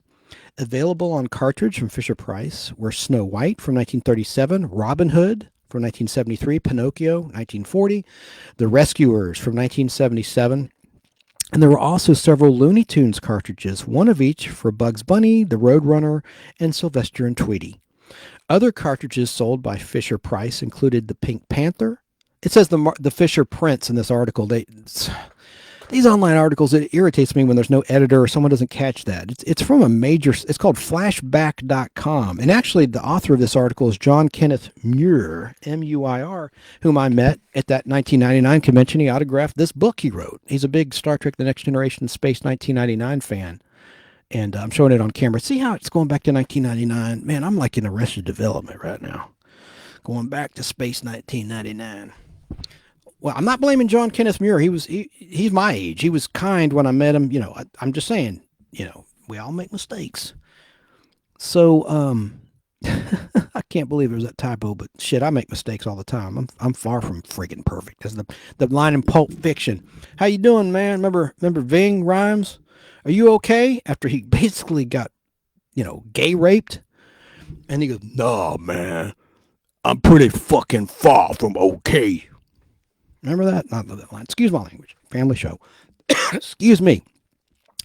Other cartridges sold by Fisher Price included the Pink Panther, 3 Marvel Spider-Man titles, and in 1979, Disney's big-budget space epic, The Black Hole. And as I said, I was featuring on camera the Kenner version. Fisher Price wasn't the only company that got in the game with a kids' movie viewer. Kenner launched its own model of the toy so that kids could watch titles including Star Wars, which I had. I had two Star Wars cartridges, and can you believe this? The movie Alien, the R-rated, gory, R-rated science fiction movie. Alien had a child's hand-cranked deal to watch scenes. Obviously, there probably weren't any gory scenes, but that's just a weird pick, I would think, Alien. But there you go. Alien from 1979 also had a Kenner cartridge series. Today, it's nearly impossible to imagine a time when a kid who wanted to watch a movie couldn't just merely do so in VHS, DVD, or streaming. But in the 1970s, Fisher Price's movie viewer, or Kenner movie viewer, was a great way, in the prehistoric era before the age of home entertainment, to revisit favorite movies and characters, with no audio, though. And it one-upped the GAF viewer toy because it used film reels, not slides. We've talked about that before. You know that viewer with just the individual slides. Kenner had a... Oh, this is me, Chance, adding this. He didn't mention this. Kenneth Moore, my buddy, my former buddy, or not former buddy, but buddy. I haven't seen him since 2000, years and years ago, over 23, 24 years ago. I'm adding this. They also had, get this, they did have a battery-operated machine, and it was the Snoopy version. They actually had cartridges of some Peanuts shorts, and it was the Snoopy viewer, and it was battery-operated, and it had a light bulb. And what happened with mine is the damn bulb burned out, and this is before Amazon.com. My folks, we couldn't find where to get a replacement bulb, and so I think eventually I just threw it away. But that thing was cool. It was, oh God, I don't know a measurement for you, but it was pretty tall. I mean, and it had a pretty nice sized image, and it would play the Kenner cartridges. It was a Kenner product. And so I could play my $6 Million Man and Star Wars, and I just played that thing to death. And that's where my obsession of collecting 16mm film came from, was from that toy. Because 16mm had sound, and I'm just a film geek. And I've amassed a huge collection of film. And I could sell a film a day and I would still have a ton of film. I mean, believe me, even though I'm liquidating some stuff, I'm not even scratching the surface. So I love that battery operated movie viewer. I'll give you some detail about the quick detail about the cartridges. In 1975, Kenner, who wound up producing the Star Wars original line of toys, and they did the Bionic toys, which sold very well as well in their own right, the $6 Million Man and Bionic Woman toys. But in 1975, Kenner added the $6 Million Man movie viewer to its growing lineup of toys for the franchise. Excuse me, it played film cartridges, which would snap into the movie viewer, the hand-cranked one, or the one that was battery-operated like I had, the deluxe version. When looking through the viewfinder, one would turn the crank on the side to see the film forwards or backwards. The viewer itself was blue, as you can see on camera behind me, with a $6 Million Man cartridge inside, while the film cartridges themselves were red. The viewer came with one cartridge, The Bionic Man in Action. That's what that one is, The Bionic Man in Action, from the episode Population Zero, the first 1 hour regular episode, which aired in January 1974. Many other became available, sold separately in the next 2 years. In 1976, Kenner added a Bionic Woman viewer. Now here's some detail on the cartridges, and I'm almost on to the next subject. The cartridges from the $6 Million Man set were titled The Bionic Man in Action, which I have, and he's lifting out of the ground. This is a cool action scene, like a fence, like a pole for a fence. Well, he rips the fencing away, and he pulls out of the ground the pole to use as not a battering ram, but more like a missile.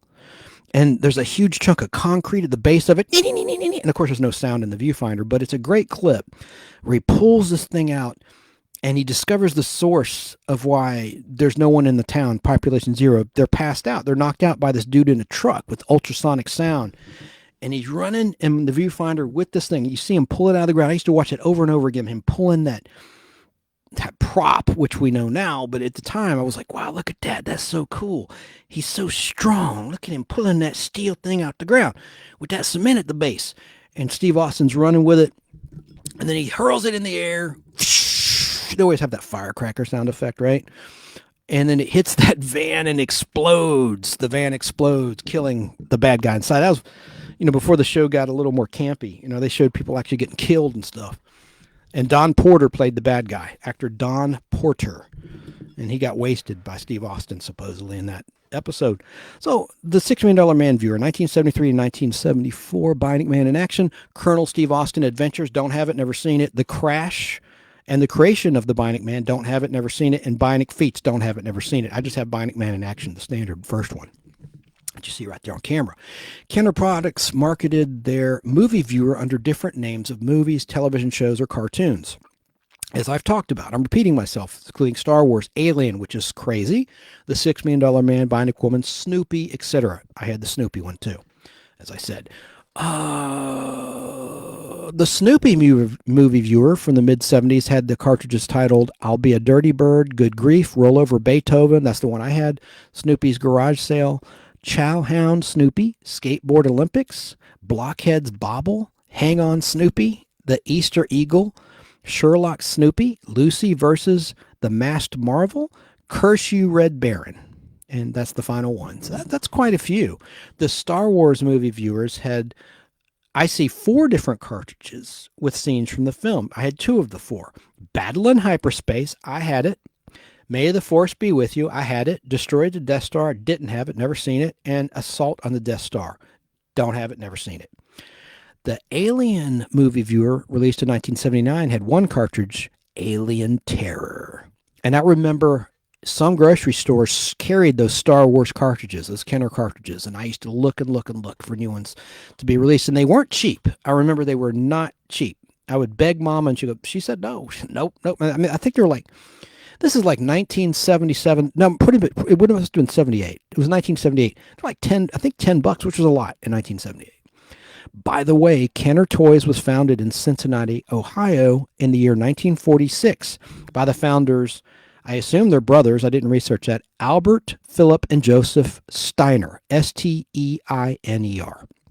And Kenner Toys, sadly, have been defunct since the year 2000. The year 2000, 23 years ago. There's an article I'd recommend titled No Batteries Required, Remembering the Fisher-Price Movie Viewer 1973. That's on flashback.com. That's the article I read by John Kenneth Muir, M-U-I-R. And flashback is spelled with a K, no C. Flashback.com. Now it's time for my fake rant of the week. This is quick, no clips or anything. I can't believe this, and maybe I'm late to the ball game on this. I didn't realize there's no hot chocolate anymore at Waffle House. Now, if you're in California, this won't mean anything to you. If you're in the Southeast, it will, or it should. Waffle House is very well known, especially to truckers and hell, everyone else. It's basically a diner. And they're so successful and have been for years, they never advertise. The only advertising they do is on the highway sign. So they do pay, I guess, the state money to have the Waffle House sign listed with the other restaurants that a trucker or whomever driving on the highway on a road trip can see and know to stop at and eat at. But there's no hot chocolate. Now, Waffle House had excellent hot chocolate with rich, creamy whipped cream. It was so good, really sweet. And so I was there recently, tried to order one, and the waitress told me, we don't have hot chocolate anymore. And it's winter as we're live here in 2023. What do you mean? And I want a hot chocolate with my all-star breakfast. And she says, I'm sorry, there was a lawsuit and corporate took away the hot chocolate. And I go, but you have coffee and hot tea. She goes, I know. And I go, that doesn't make any sense. And I'm saying now off the record, I'd let it go. I said, wow, doesn't make any sense. It's not her fault. I didn't give her a hard time. I'm saying, wow, really? Isn't it a shame that one lawsuit and lawyers can ruin it for everybody? You know, it's the fine print. It's the legal fine print. Because it was hot chocolate someone supposedly was scalded on, and they just couldn't handle it, and they had to sue, that everyone is denied that delicious hot chocolate. Now, I saw an article online written October 5th, 2022 by Justine Pringle, like Pringles. That should be another nostalgic treat of the week, even though it's still around. It's kind of nostalgic for me, but I digress. This person claims another reason why there's no more hot chocolate. It's because of decreased demand. I think that's BS. This is part of my nostalgic rant of the week, fake rant of the week, because I get overly bent out of shape about something that a normal person wouldn't get all that bent out of shape about. That's why it's called the fake rant of the week. Justine Pringle, October 5th, 2022. In the fall of 2020, Waffle House announced that it would be discontinuing its hot chocolate. The move came as a surprise to many customers, as the restaurant is known for its 24-hour, 7-day-a-week availability of food and drink items. Waffle House stated that the discontinuation was due to a decrease in demand for the drink, and that it would be replaced on the menu by other options such as coffee and tea. While some customers were disappointed by the news, others understood the decision and expressed hope that the restaurant would bring back the drink in the future. Bullshit. Excuse my language. It's the winter. In the wintertime, demand increases, right? If it were true about demand, why not just kill hot chocolate in the summertime, in the summer only? Am I missing something here? Look, I've never worked in the food industry. I couldn't imagine hot chocolate expiring. It's just sugar, right? Powdery sugar that you add hot water to. So it's not like it's a perishable item. Why wouldn't they just not offer it in the summer? Why not? It's because of the lawsuit, though. I believe the waitress, ground level, she told me straight up the truth. It was because of a friggin' lawsuit. I believe the former, not the latter. It was a jackass lawsuit. So that's my end of this week's rant of the week. And I say weeks. I've been skipping weeks on the Pod Blast. I apologize. I know the majority of the thousands at the Nostalgic Pod Blast Facebook group don't give a crap about this show or me. They're there for the articles and the memories. And so it's a delicate balance.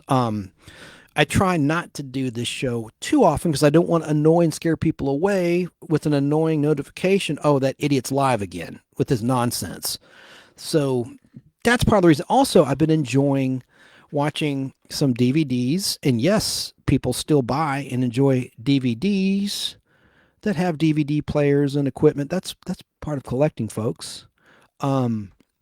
Barnaby Jones, and I'm not going to go on and on. I've already gone on and on and on about that show, and it's been around for decades. It's nothing new to most people, and they don't want to hear about Barnaby Jones, but I do want to play that little theme because I like that little theme, the Barnaby Jones theme by the guy we talked about earlier, Jerry Goldsmith. He scored the theme. Let me just play just a little bit of the theme. Will it play for me now? Come on, machine. Be nice to Uncle Chance. There we go. Couple notes about Barnaby Jones, a QM production.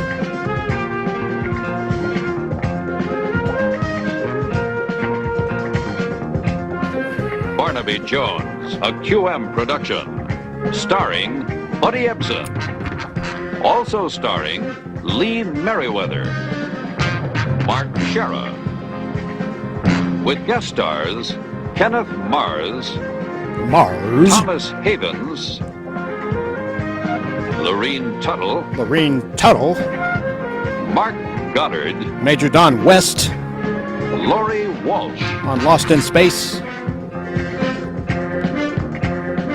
Tonight's episode, The Killin' Cousin. That's the last episode, the final episode of the season 8 show. Real brief here, folks. I just want to say there were some notable guest stars early on in their acting careers. I saw Margot Kidder in an episode, Nick Nolte in some episodes, Tommy Lee Jones. I just saw Don Johnson in an episode that was filmed in like July 1976 when he was 26, about turned 27 years old, with a mustache. He had like a porn stash. I don't like to use that word. It's a joke because that's what people call it, 70s style mustache. I'm in the middle of season 5 of a total of 8 seasons, and it airs on MeTV at 4 a.m. Monday through Friday, technically Tuesday through Saturday because it's at 4 a.m. But I DVR them sometimes, and as you know, or maybe you don't know, I mentioned not everyone listens to this show on a regular basis. I get it. But I bought all the episodes on DVD, all 8 seasons, and I was taken aback when I found out they were cut. A lot of them are not uncut, and CBS Paramount usually does a great job with their home video releases.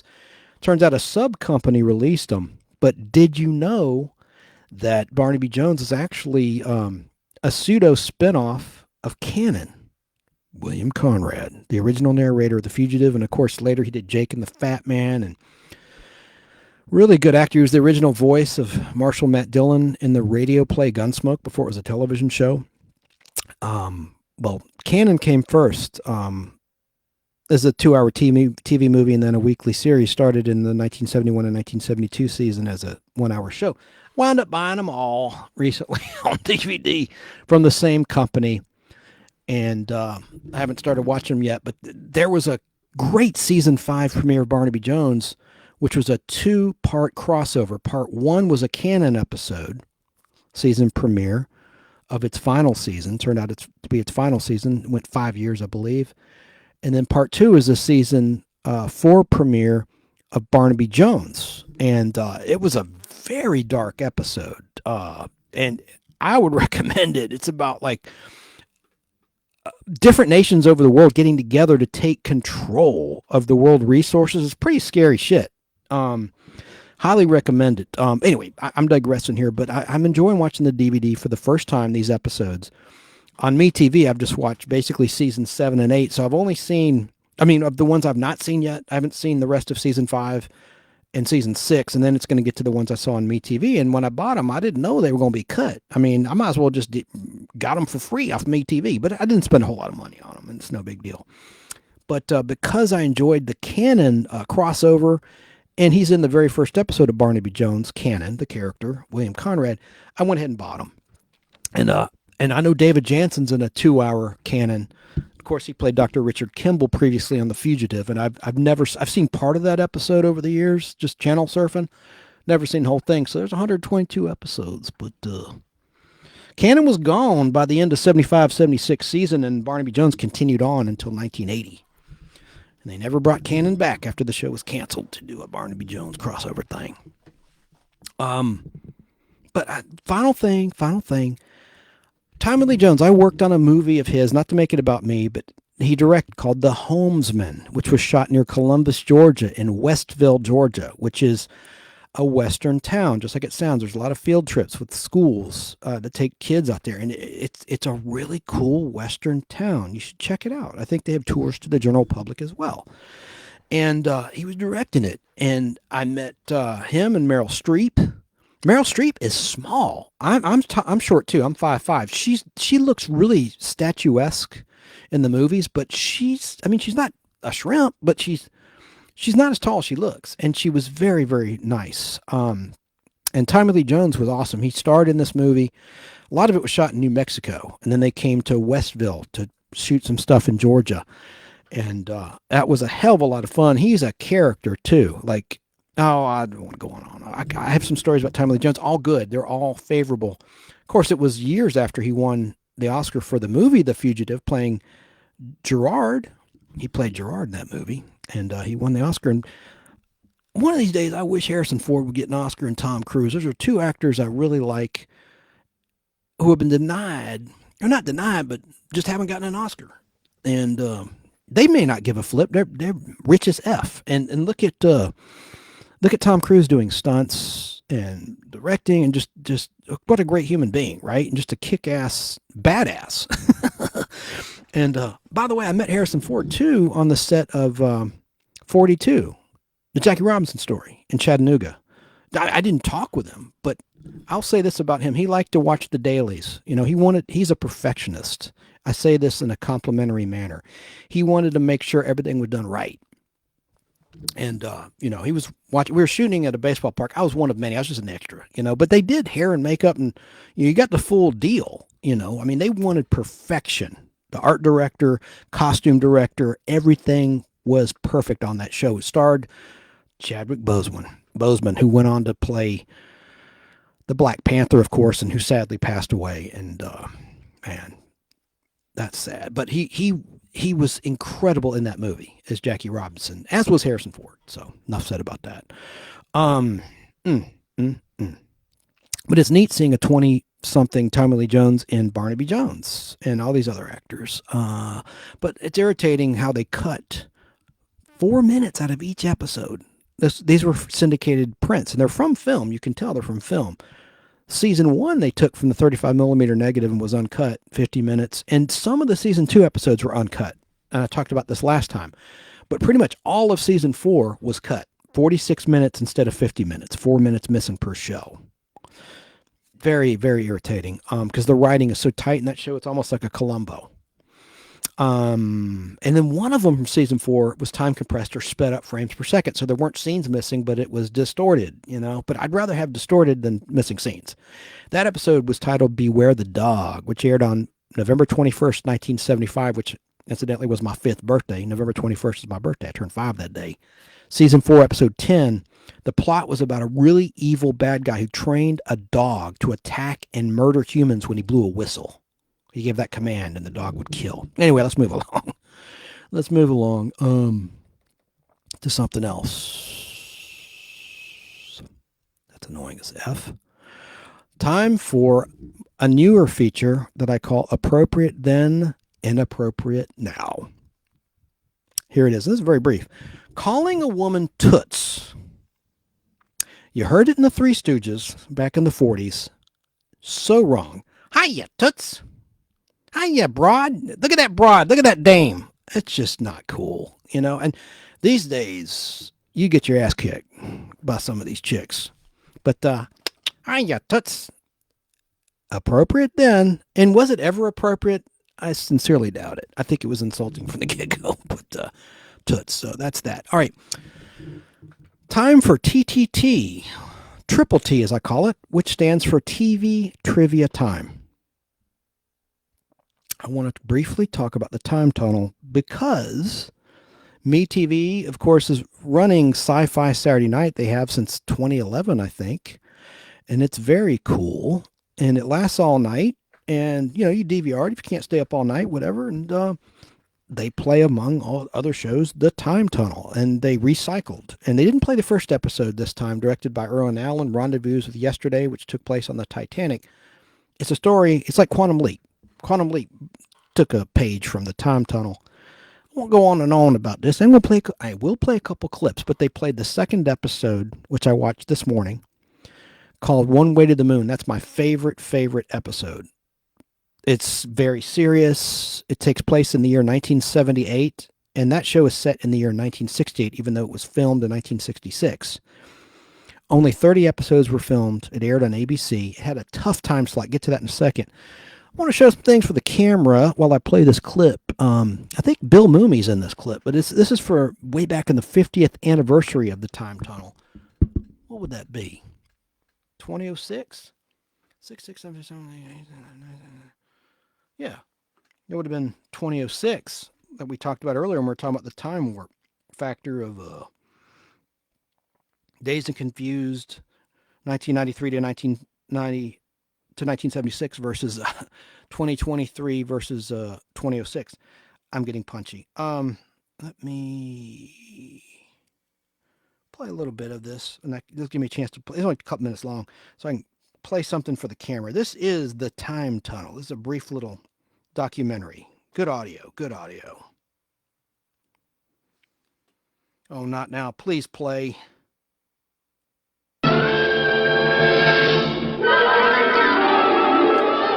Two American scientists are lost in the swirling maze of past and future ages during the first experiments on America's greatest and most secret project, the Time Tunnel. Tony Newman and Doug Phillips now tumble helplessly toward a new fantastic adventure somewhere along the infinite corridors of time. The fall of 1966 was a good time for sci-fi and fantasy addicts. Voyage was still going strong, as was Lost in Space, now, believe it or not, holding its own opposite Batman. Even Star Trek made its debut that year on NBC. But on Friday nights, right after the Green Hornet on ABC, we could catch the adventures of Dr. Tony Newman, played by James Darren, and Doug Phillips, played by Robert Colbert.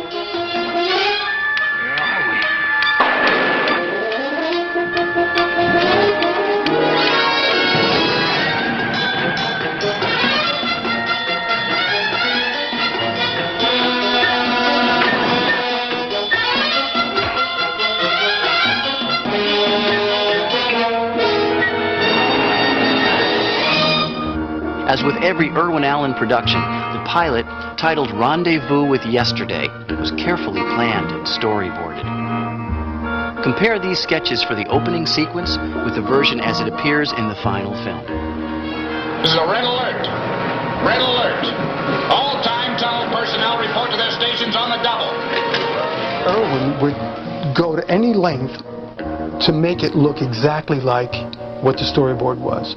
So when I saw what Irwin had storyboarded, and then eventually saw this incredible set, which was exactly like the storyboard, but grand, of course, it was breathtaking. It helped you in your character. You fantasized and you were there.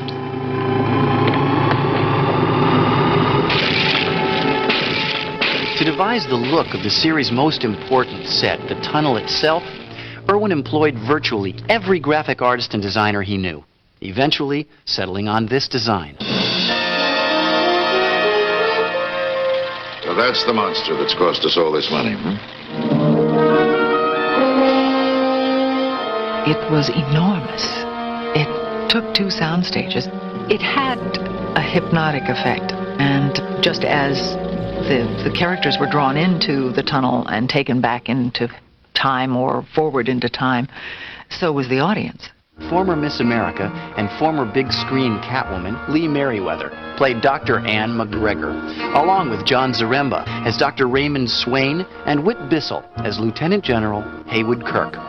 We're looking back into time to what's happening. It's a fascinating idea. Can it possibly exist? Uh-oh. All right, I'm back. Continuing, I got another quick clip I want to play. Continuing on with this about the time tunnel. I think it's interesting. This is a time warp. A time capsule, if you will. From the set. Of course, getting Tony and Doug to different exotic and historical locales every week didn't come cheap. But when things got tight, Irwin could always take advantage of 20th Century Fox's vast library of stock footage. When we had Khyber Riflemen, we had 20,000 Khyber Riflemen, see. We didn't just have 6 guys out of the stunt union coming out there riding old nags. We had some great stock footage shots.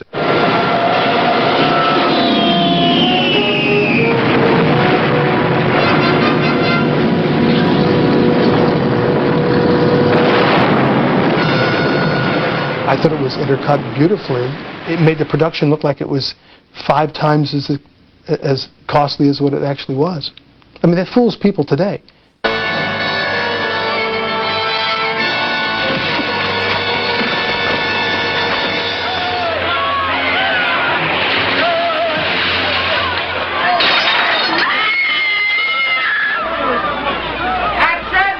He was a pioneer.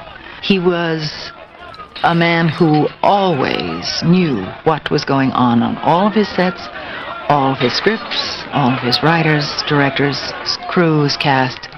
He was the consummate professional producer. Now, all right. Irwin, you know, he was all right. He was a very sensitive man.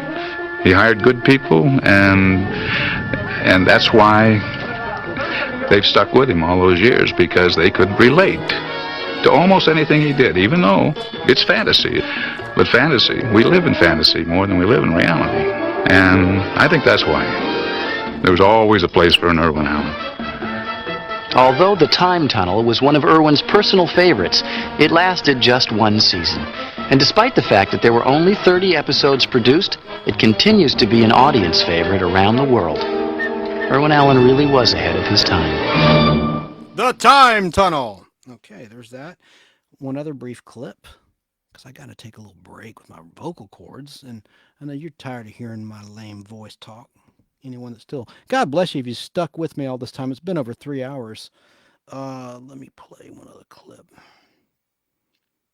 Here's a little, I think this is brief, of the Time Tunnel. This is, what is this? Inside the Time Tunnel. Up, scope.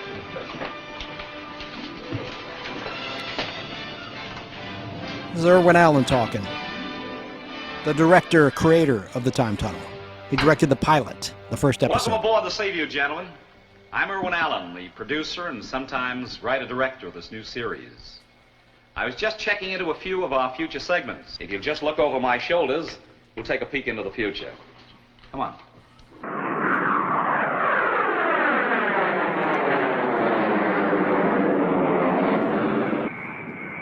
The place, somewhere in the American desert.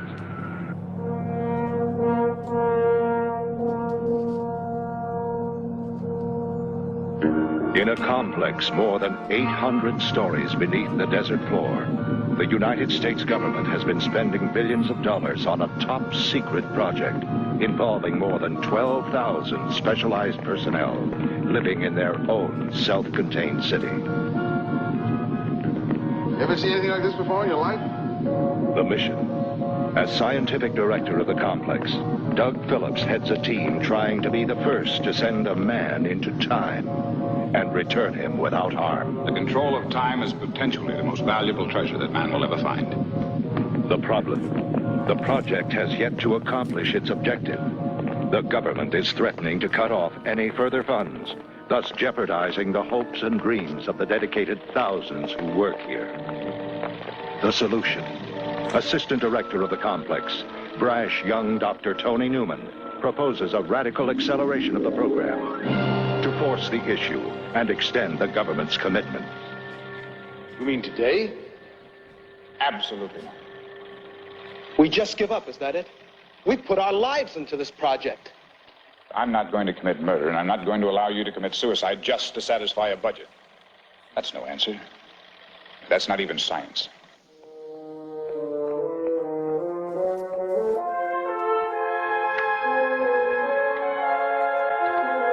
His ideas rejected by his peers, Tony decides to take matters into his own hands and send himself into the Time Tunnel.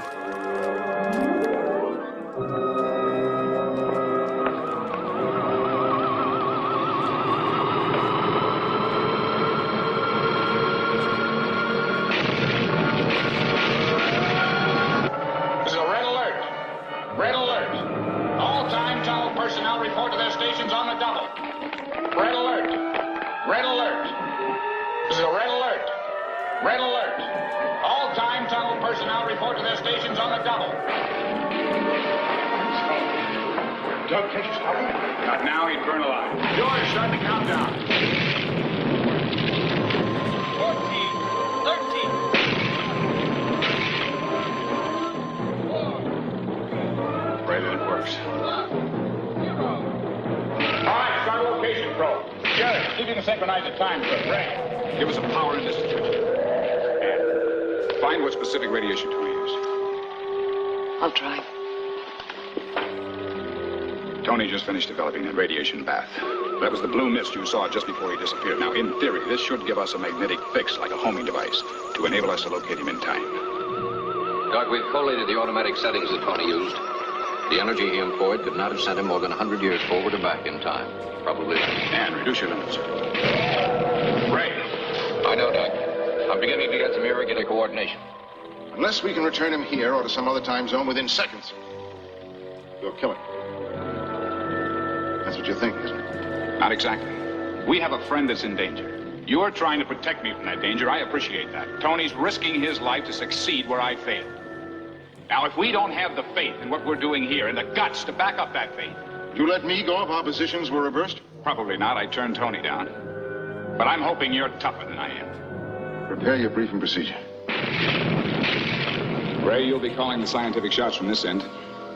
Don't gamble unless you have to, but if you do have to, go for broke.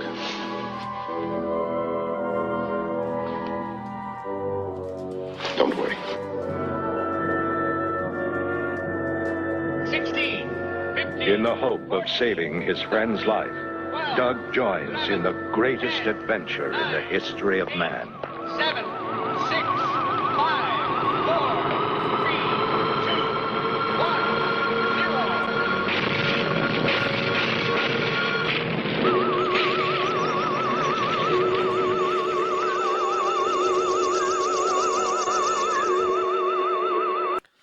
0. You get it. That's from the pilot, which I have on 16 millimeter film, original print, including the cliffhanger. I just love it.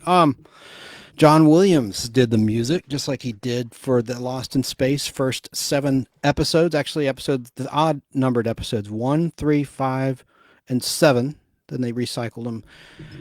He did Land of the Giants and the pilot of Land of the Giants and the 2 theme songs. And then he scored the pilot for the Time Tunnel and the theme to the Time Tunnel. I think the Time Tunnel the theme song is my least favorite of all the John Williams, Irwin Allen themes. Maybe the first season of Land of the Giants. All right, check that. It's my second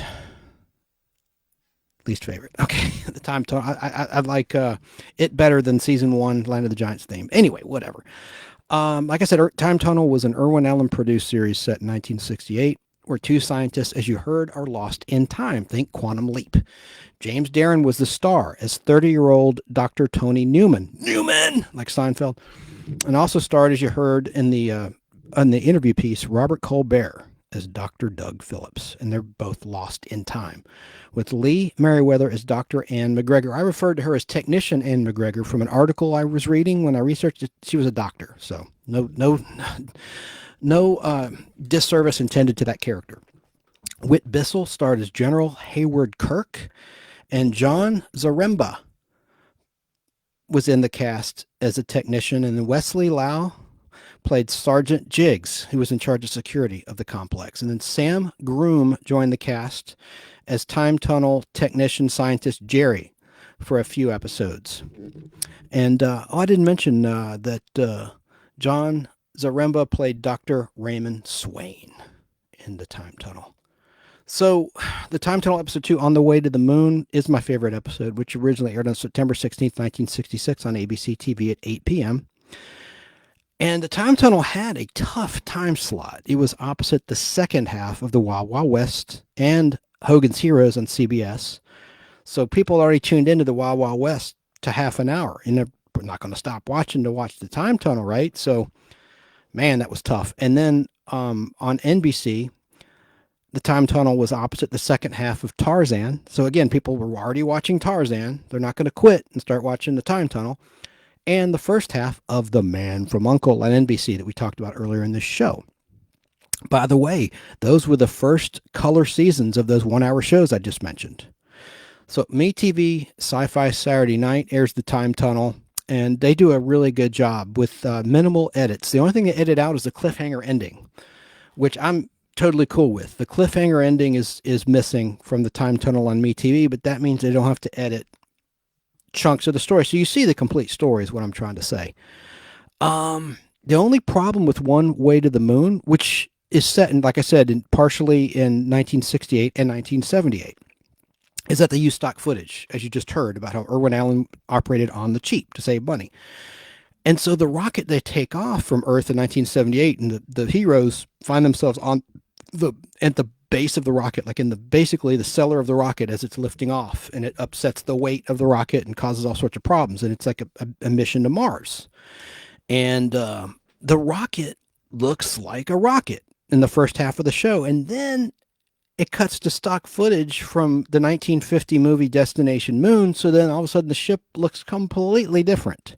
It looks like Goldar in rocket form. If anyone out there remembers the Space Giants, I've talked about it before, but just basically it looks completely different, which is the only flaw. But that episode had really good writing by William Welch and great directing by a guy named Harry Harris, who worked with Irwin Allen in the 60s a lot in TV shows. And there's tight shots of the leads, and there's a unique shot of the side of the time tunnel when a spy is hiding out, trying to evade security, the time tunnel complex security officers who are armed. And I never saw it in any other episode. It's just unique. It was a really cool, expensive set. Irwin spared no expense with the sets of the Jupiter 2 and Lost in Space, or the Spindrift in Land of the Giants, or the time tunnel complex in the time tunnel. And so there's great shots of the side that you never saw in any other episode, directed by Harry Harris. It was cool. And an actor you've seen before, James Callahan, who many people that are not into sci-fi remember from Charles in Charge. He played the grandpa in the 80s in that show. But here he was Navy Ensign Beard in 1968 and the Astronaut Beard in 1978. And he's a really bad guy, and he's a killer. And they show people dying in this. And Larry Ward played Astronaut Colonel Kane with a K, K-A-N-E. And Ben Cooper played Astronaut Nazaro. And Ross Elliott played another spy, Dr. Brandon. Oh man, it's just good. No one cares. I know I'm going into details that are irrelevant and not necessary, but last thing I'll say about the cast of that episode is that Barry Kelly played Vice Admiral Killian.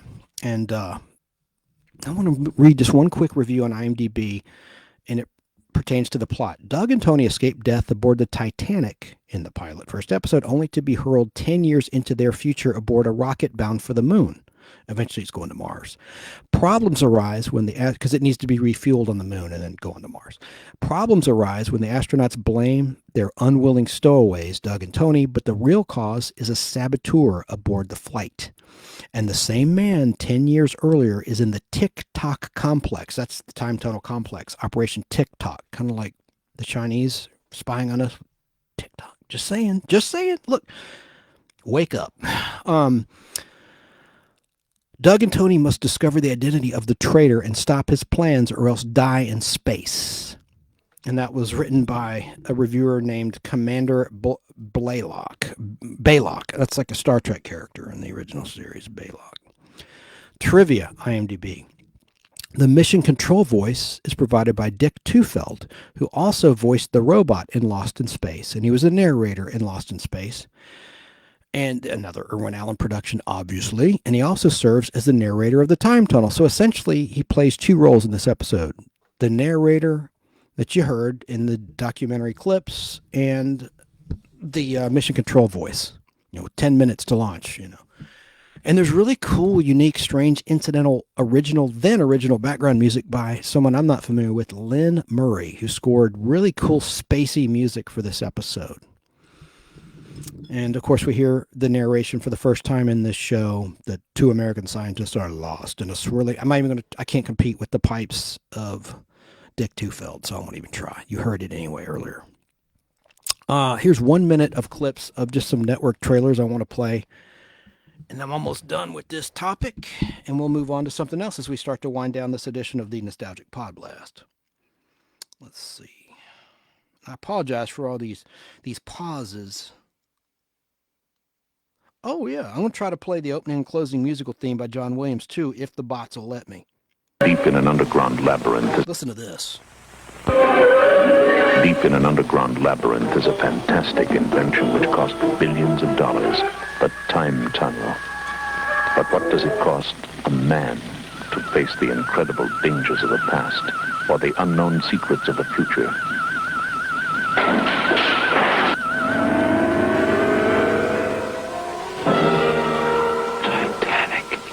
That is impossible. The ship is unthinkable. This ship is dead, and so is everyone on board unless you give immediate orders to lower the lifeboats. Freeze them! Accelerate power! Wherever he and Doug are now, at least they're together. But where? We couldn't begin to guess. The time tunnel.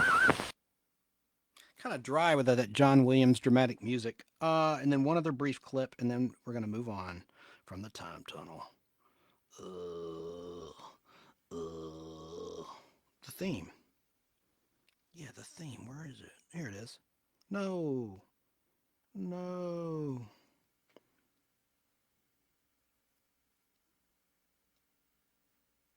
Something's wrong.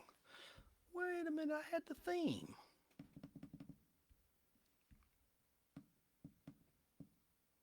Oh, son of a gun. Son of a gun. Here it is. I found it. Embarrassing. This is by John Williams. It's probably going to get muted, so if you're watching on Facebook, it'll probably be muted. It should be intact everywhere else on Fistful of Radio and Apple. It typically will get muted on Facebook. And here's the opening narration. I almost performed like a jackass. Here it is. 2 American scientists are lost in the swirling maze of past and future ages during the first experiments on America's greatest and most secret project, the Time Tunnel.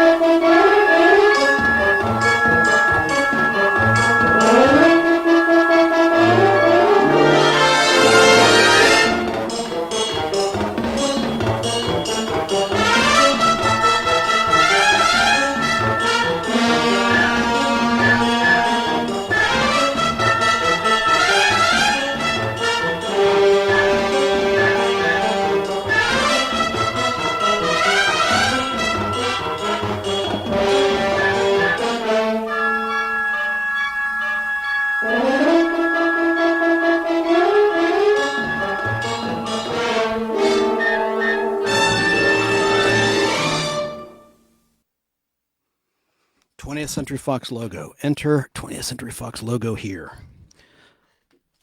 Now I want to tell you about a really great offer from our friends at Remind Magazine as we start to wind down the pod blast. And remind you that there is a special deal. You can get this magazine for an entire year for just $12. If you're here listening to this show, chances are you like nostalgia. Well, this magazine, Remind Magazine, is just loaded with interesting articles, games, full-color photos, interviews with your favorite stars, creators, and personalities, and lots more. Remind Magazine offers fresh takes on popular entertainment from days gone by that we remember so well. Each issue has dozens of brain-teasing puzzles, trivia quizzes, classic comic books, comic strips, and monthly themed features from the 1950s through the 1990s. And the best part is, it comes to you in the mail, in your hand, each and every month. Just like the good old days when you'd wait for your favorite mag to arrive, whether it was Mad Magazine, Dynamite Magazine. But this is written on an adult level. This isn't written for kids. And it really helps keep your mind active. I want to tell you how you can get this deal. The cover price is $5 an issue. If you go to Barnes & Noble, which does carry Remind Magazine, it's $4.99 plus tax per issue. Just saying. This is a great deal. And they have had offers where it's cut to $2 per issue, which in itself is still a great deal, $24 a year. You can't even get a streaming service for $12 a month, much less per year. $12 for the entire year. And think about this. If you give this as a gift to somebody, they're going to think you spent a lot more than $12. They're going to think you spent I don't know, $40 or more. That's just a great deal. And they'll think of you every time it comes in the mail. It would make a great, great gift for a birthday. Or later on down the line, a graduation, depending on when you're hearing this. And all you have to do is go to remindmagazine.com, or you can call Old School toll free at 855-773-6463. And you can order right there over the phone or online, either way, with the Visa, MasterCard, American Express, or Discover. And their page is totally secure. RemindMagazine.com, or just call, as I said, toll free, 855-773-6463. And an order specialist will assist you in processing your Remind subscription. And please mention the Nostalgic Pod Blast when you order to get this deal. No, they offer it to everybody, but I just like to get credit for it. All right, now back to this edition of the Nostalgic Pod Blast, and I'll leave this past issue on camera because I love that cover. It's time briefly to get serious again, and we're just going to remember one person who I accidentally omitted last time, and this is another great actor of color. And let me just find a clip for you now. We got to do this because I don't know how I missed this last time, but I did. We covered this when she originally passed away, but last time on the Nostalgic Pod Blast, I was going to cover everyone who passed away in 2022, and it just got to be too daunting because there were unfortunately so many and it took so much time. So I said, I'm just going to cover January 2022 and a piece of February 2022, and then my idea was the rest of this year to just do one a month, cover like February 2022 and March 2022. But so many people have been passing away here in 2023. I mean, it's just unreal. And others have done it with video better than I can. They've already done their retrospective, so I'm a little late to the ballgame to remember these people. But I try to put my own unique writing and memory about all of these fallen people who were pop culturally significant and who I accidentally omitted last time when I was recalling those who passed in 2022 was the great Cicely Tyson, who I did remember when it originally happened.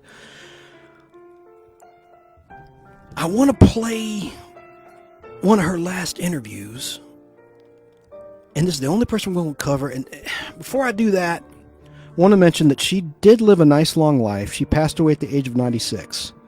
She was an Emmy and Tony Award-winning actress, and she distinguished herself in theater, film, and television. I remember her from Miss Jane Pittman, from school. Another one of those films we watched in school, like The Red Balloon on reel-to-reel film. Very impactful, very meaningful. And I liked her in the Richard Pryor movie, Bustin' Loose, a lighthearted but serious R-rated movie. And I loved her interaction with the great Richard Pryor in that film. And of course, he's been gone since, I think, 2005, if memory serves correctly. I should look that up. But I didn't mean to slight her. I want to play an interview with her. It's very brief. She wrote a book, Just As I Am, thankfully, before she passed away. Let me get this for you now, and we'll start to wind down the show here. But Bustin' Loose was a really good movie about troubled kids, as you may recall. And it was just one that's always near and dear to my heart as I start to lose my voice here. This was news that broke when she passed away. This is from ABC News. I hope they will be cool with me playing this. Thank you in advance for this, ABC News. This is a clip titled Celebrating the Life of Hollywood Icon Cicely Tyson from Good Morning America. We are remembering, of course, and celebrating the life of trailblazer Cicely Tyson. Tributes are pouring in from Hollywood, former presidents and beyond. Chris Connolly joins us from Los Angeles with the very latest on all of this. Good morning, Chris. Good morning, Cecilia. Revered for her timeless performances of uncommon depth and feeling, Cicely Tyson was an actress whose courageous and uncompromising portrayals reshaped how millions of Americans looked at their nation's history and at themselves. Cicely Tyson utilized her exceptional abilities to enlighten audiences, to inspire pride, and to advocate for understanding and fundamental change. There were so many issues that I felt that I had to address, and I used my career as my platform.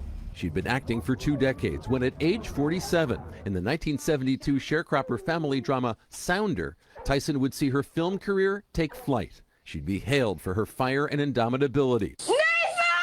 Nominated for a Best Actress Oscar, and her character's sprint across a field to embrace her husband would become a defining image of 70s cinema. 2 years later, the autobiography of Miss Jane Pittman was a tour de force, the TV movie featuring Tyson as she depicted a woman born into slavery and living into the civil rights era. By 1977, when she played Kunta Kinte's mother in the television epic Roots, Tyson had already done work of monumental significance. Yet unlike white actors, she would not get nearly as many opportunities to showcase her artistry and insight.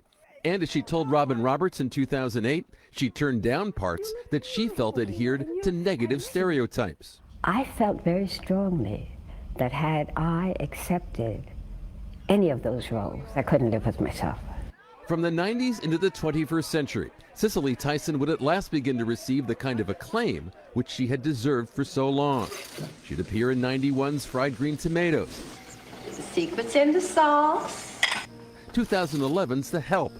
She'd star with Viola Davis in How to Get Away with Murder. Anyway, I'm happy because I make myself happy, and I make myself happy by loving him. Her creative collaboration with filmmaker-actor Tyler Perry would begin with Diary of a Mad Black Woman in 2005 and end with 2020's A Fall from Grace. She'd received the Presidential Medal of Freedom, an honorary Oscar, and induction into the Television Hall of Fame. And in 2013, she'd win a Tony for her performance in The Trip to Bountiful.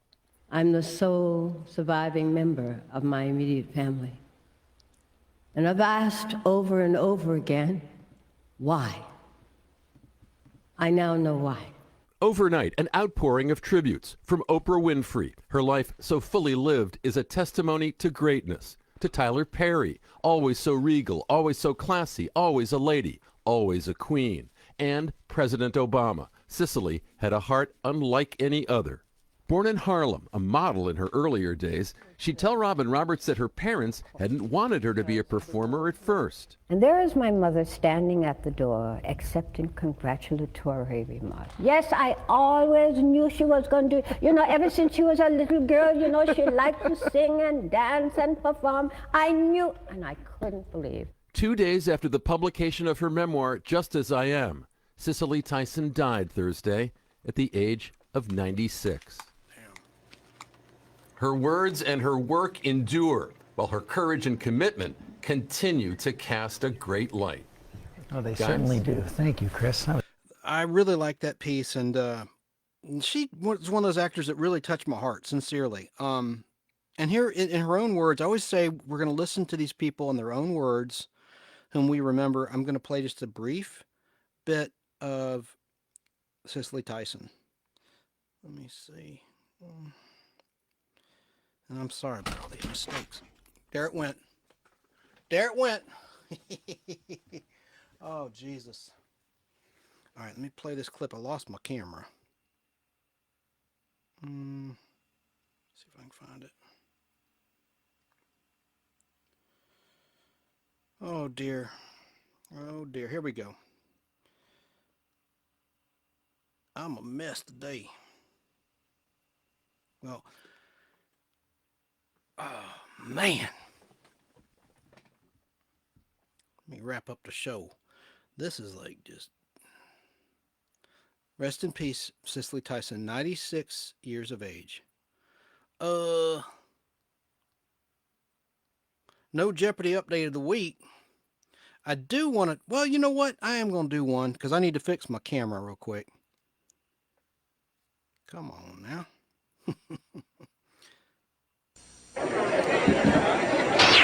This is Jeopardy!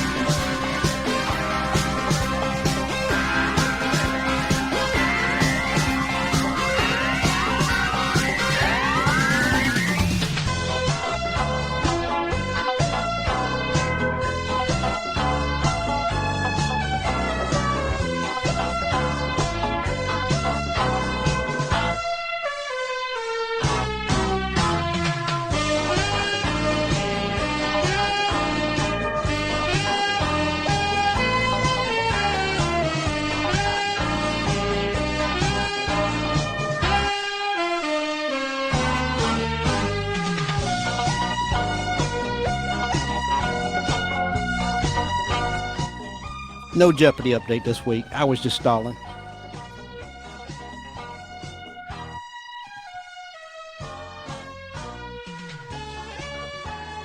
This is going to go down as my worst pod blast to date. And it's my own fault. My own fault. We don't really have any Jeopardy champions as we're live here in February 2023. No reigning champions. Absolutely nothing going on. They finished the Celebrity Jeopardy Championship. Ken Jennings is hosting. What the hell is this? Oh, but I do want to talk about the nostalgic treat of the week. And this is a fun one. A fun one. It's very brief. Bear with me. I shouldn't be so apologetic, should I? I'm always like apologizing for stuff. Why would anyone want to listen to an apologetic weasel? I sound like a weasel, and I gotta fix that camera. I really messed up today, boy. But let's just continue on as we're live here and talk about the nostalgic treat of the week. And let's listen to a commercial. And this will tip you off as to what the nostalgic treat of the week is.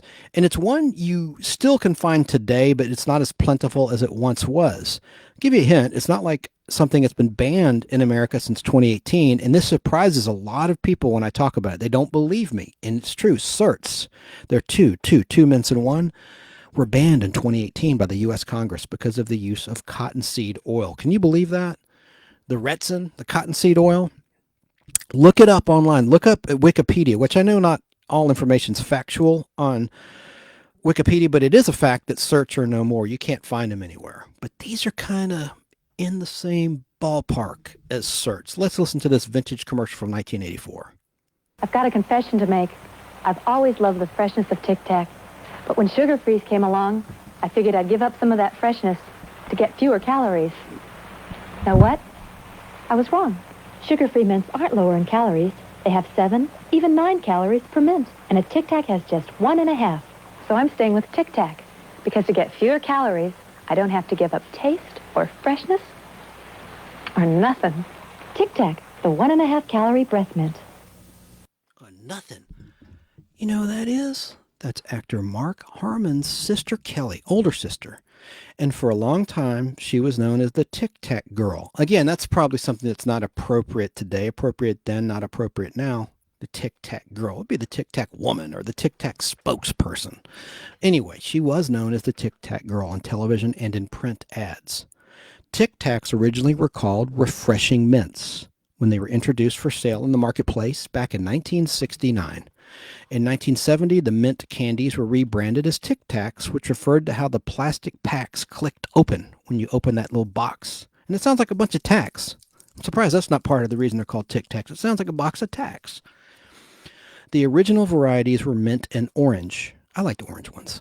The other flavors later introduced included cinnamon or winter warmer, an orange lime mix in 1976. I remember that. I was like 5 years old. Spearmint, peppermint, the green and the white mint Tic Tacs. Power mint, sour apple, mandarin, tangerine, berry. I remember berry, purple ones. Fresh orange. Talked about that. Orange is one of the originals. Cherry. You can't find those anymore. You can get them on Amazon. And for about 10 years ago, I saw them popping up in drugstores and stuff. I love the cherry Tic Tacs. Strawberry, wintergreen, pink grapefruit, orange and lime together in 1978 for a while. I remember those too. It had like a little plastic divider in the pack. Passion fruit in 2007. Mango, lime, and there was even a popcorn flavored Tic Tac in 2014.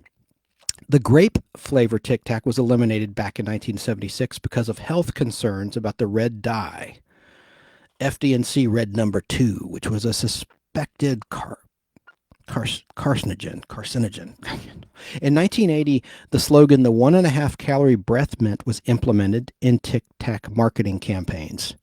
The Italian company Ferrero currently owns, manufactures, and distributes Tic Tacs to over 100 countries worldwide.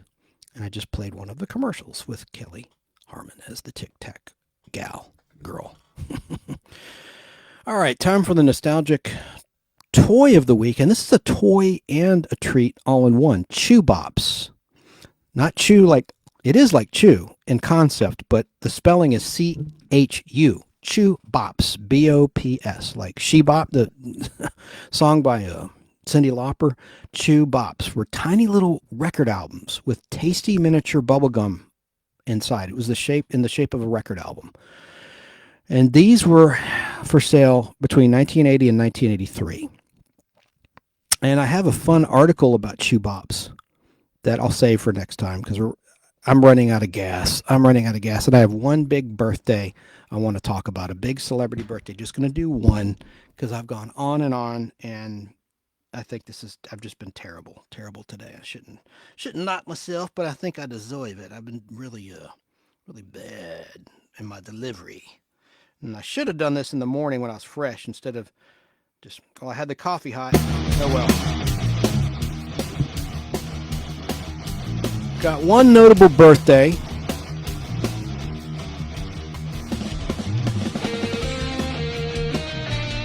And it's a big birthday.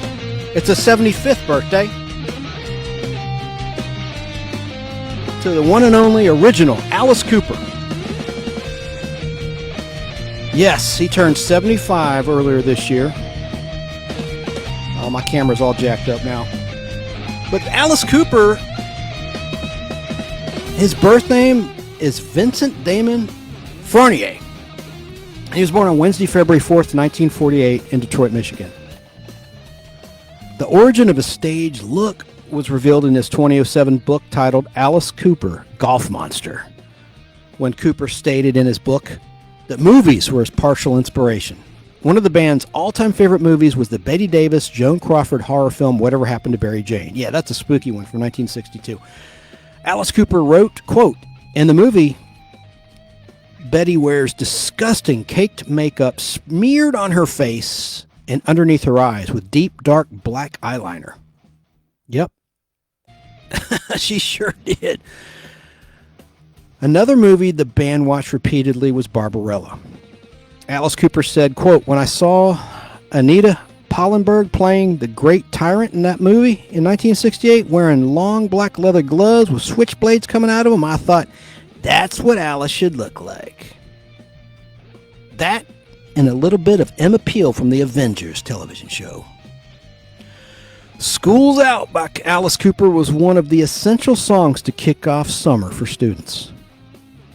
The Marvel comic book scene in the picture of this edition of the Nostalgic Pod Blast on YouTube and in the Facebook group was first distributed to the public on Spinner comic book racks and newsstands starting in July 1979 with an October 1979 cover date. They were always 3 months ahead, the cover date of actual distribution time.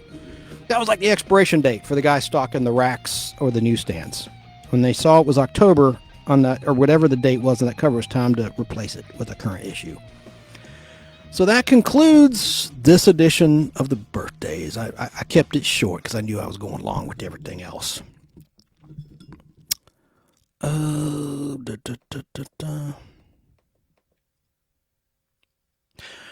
the TV cliche of the week. Now, of course, as I've said, this could be a concept. It could be a line of dialogue. It's something that would never happen in real life that happened routinely on multiple television shows. You ready for this? The evil twin. Like in that clip from Space 1999 of the evil Commander John Koenig, played by Martin Landau. It happened on every show. Name a show. There was always a doppelganger, which means twin. An identical twin, whether it was evil or not, but I'm focusing on evil twins. It happened in Star Trek and The Enemy Within, with a transporter transporting Kirk into two halves. It happened on the Patty Duke show. These weren't evil twins, but identical cousins. Give me a break. That would never happen in real life. And think of it. It happened in Bewitched with two Darrens. Every show, just about every classic television show had a show where a major character had a twin of some sort. But the evil twin is the TV cliche of the week. Well, I'm going to sign off because I think I'm really just floundering right now. And I was going to do an edition of our tagline game where I name a marketing tagline, you think of the product, but we'll save it for next time. Gonna talk in depth about Ant-Man 3, Ant-Man and the Wasp, Quantumania. We'll save that for next time, and we'll have a Valentine's themed pod blast In the new edition of Remind Magazine, they have an edition about weddings and about television weddings, like Idris Majini marrying Major Anthony Nelson, for instance, in that season 5 classic episode, which Larry Hagman and Barbara Eden claim torpedoed the show. By the way, Barbara Eden was in Atlanta, Georgia in February 2023 at Days of the Dead convention. And guess what? Yours truly dropped the ball. I blew it. I didn't even know. An acquaintance of mine in Nashville, Tennessee, in the Nashville area, he came up and met her and got a great picture with her. And she does interviews. I probably could have booked an interview. I really dropped the ball. I haven't really tried. I need to get Barbara Eden on the horn. I would love to interview Barbara Eden. Before I go, I want to make sure I have some notes here, make sure I didn't leave anything out. We've talked about how things were made better back in the day in terms of food products. I mean, little things where they've cut corners, you know, where you get less and less toilet paper, for instance, or you get 10 Twinkies instead of a dozen back in the day. And there's little things too, like we've talked about the Lifesavers during the holidays, the Lifesavers book of Lifesaver rolls, where it'd be 6 rolls on each side. And now it's down to, I think, 5 rolls on one side of the book, and they only offer one flavor, the 5 flavors. You know, before you got the wild cherry, you got the butter rum, the peppermint, the wintergreen. You had different flavors in that book. Well, speaking of Lifesavers, I noticed one little silly thing. This probably isn't worth mentioning, but I will, because I like to do this like it's a time capsule. When you open a roll, and it's hard to find the rolls these days of Lifesavers. They come in like bags, right, where they're individually wrapped, like on a rack in a grocery store or drugstore. But you can, on occasion, find a roll of Lifesavers, whatever the flavor is. But there used to be, when you open it, a little green string, like a wax, like a piece of basically dental floss, where you would unwrap it. That helps you open the roll. They did away with that, you know, and that's a little thing that irks me. Yes, it's a very minor gripe. It's almost like a fake rant of the week, because it's not that big a deal, but it's just an example of something that they made stupid. And now, I do have an old expression of the week, an old-fashioned expression that you don't hear anymore. This is something I used to do in the pod blast I want to bring back. This one definitely applies to me. The expression is the idiot box, and that refers to a television set. That's an old-fashioned expression you don't hear anymore. It's almost a TV cliche of the week in terms, because like I said, it could be a line of dialogue, the TV cliche of the week, but the idiot box, you don't hear that much anymore. I remember Mad Magazine used to write parodies, and they'd have comedic bits where they would routinely, the writers of Mad Magazine in the 60s, 70s, and even the 80s would refer to the television as the idiot box. Anyway, that's my old-fashioned expression of the week. Oh, and I want to recommend a movie made in 2022 or released in 2022. It's on Amazon Prime that was recommended to me. It's called Vengeance, and it's like not really a dark comedy. Ashton Kutcher's in it. It's about a podcaster, so I could relate to it a little bit, but it's got some twists and turns that I won't spoil for you. It's an hour and 40 minutes long, not including the end credits. It's more like an hour and 46 minutes or so if you count the end credits. But if you stop, you know, as the credits are rolling, which I always watch the credits. I like to learn who worked on the movie, and I love to learn about things I like. I would recommend Vengeance. It's free on Amazon Prime, and it's a pretty clever movie, and it's got some twists you won't see coming. And it's funny. It's got some real laughs in it. I recommend that movie. That's my my streaming pick of the week. I guess I'll start that as something new. Yeah, that's it. And then, I'd come up with a expression I thought was just so funny. Holy piss wink. I don't know what that means. It's got something to do with pink eye, I guess, which I don't have. And you know how you get that. And I don't have it. I don't know why I thought of it. Just a weird random thought. Holy piss wink. It has nothing to do with Robin or Adam West Batman. Just a weird thing I thought of. So I'm going to say to you and yours, have a great week.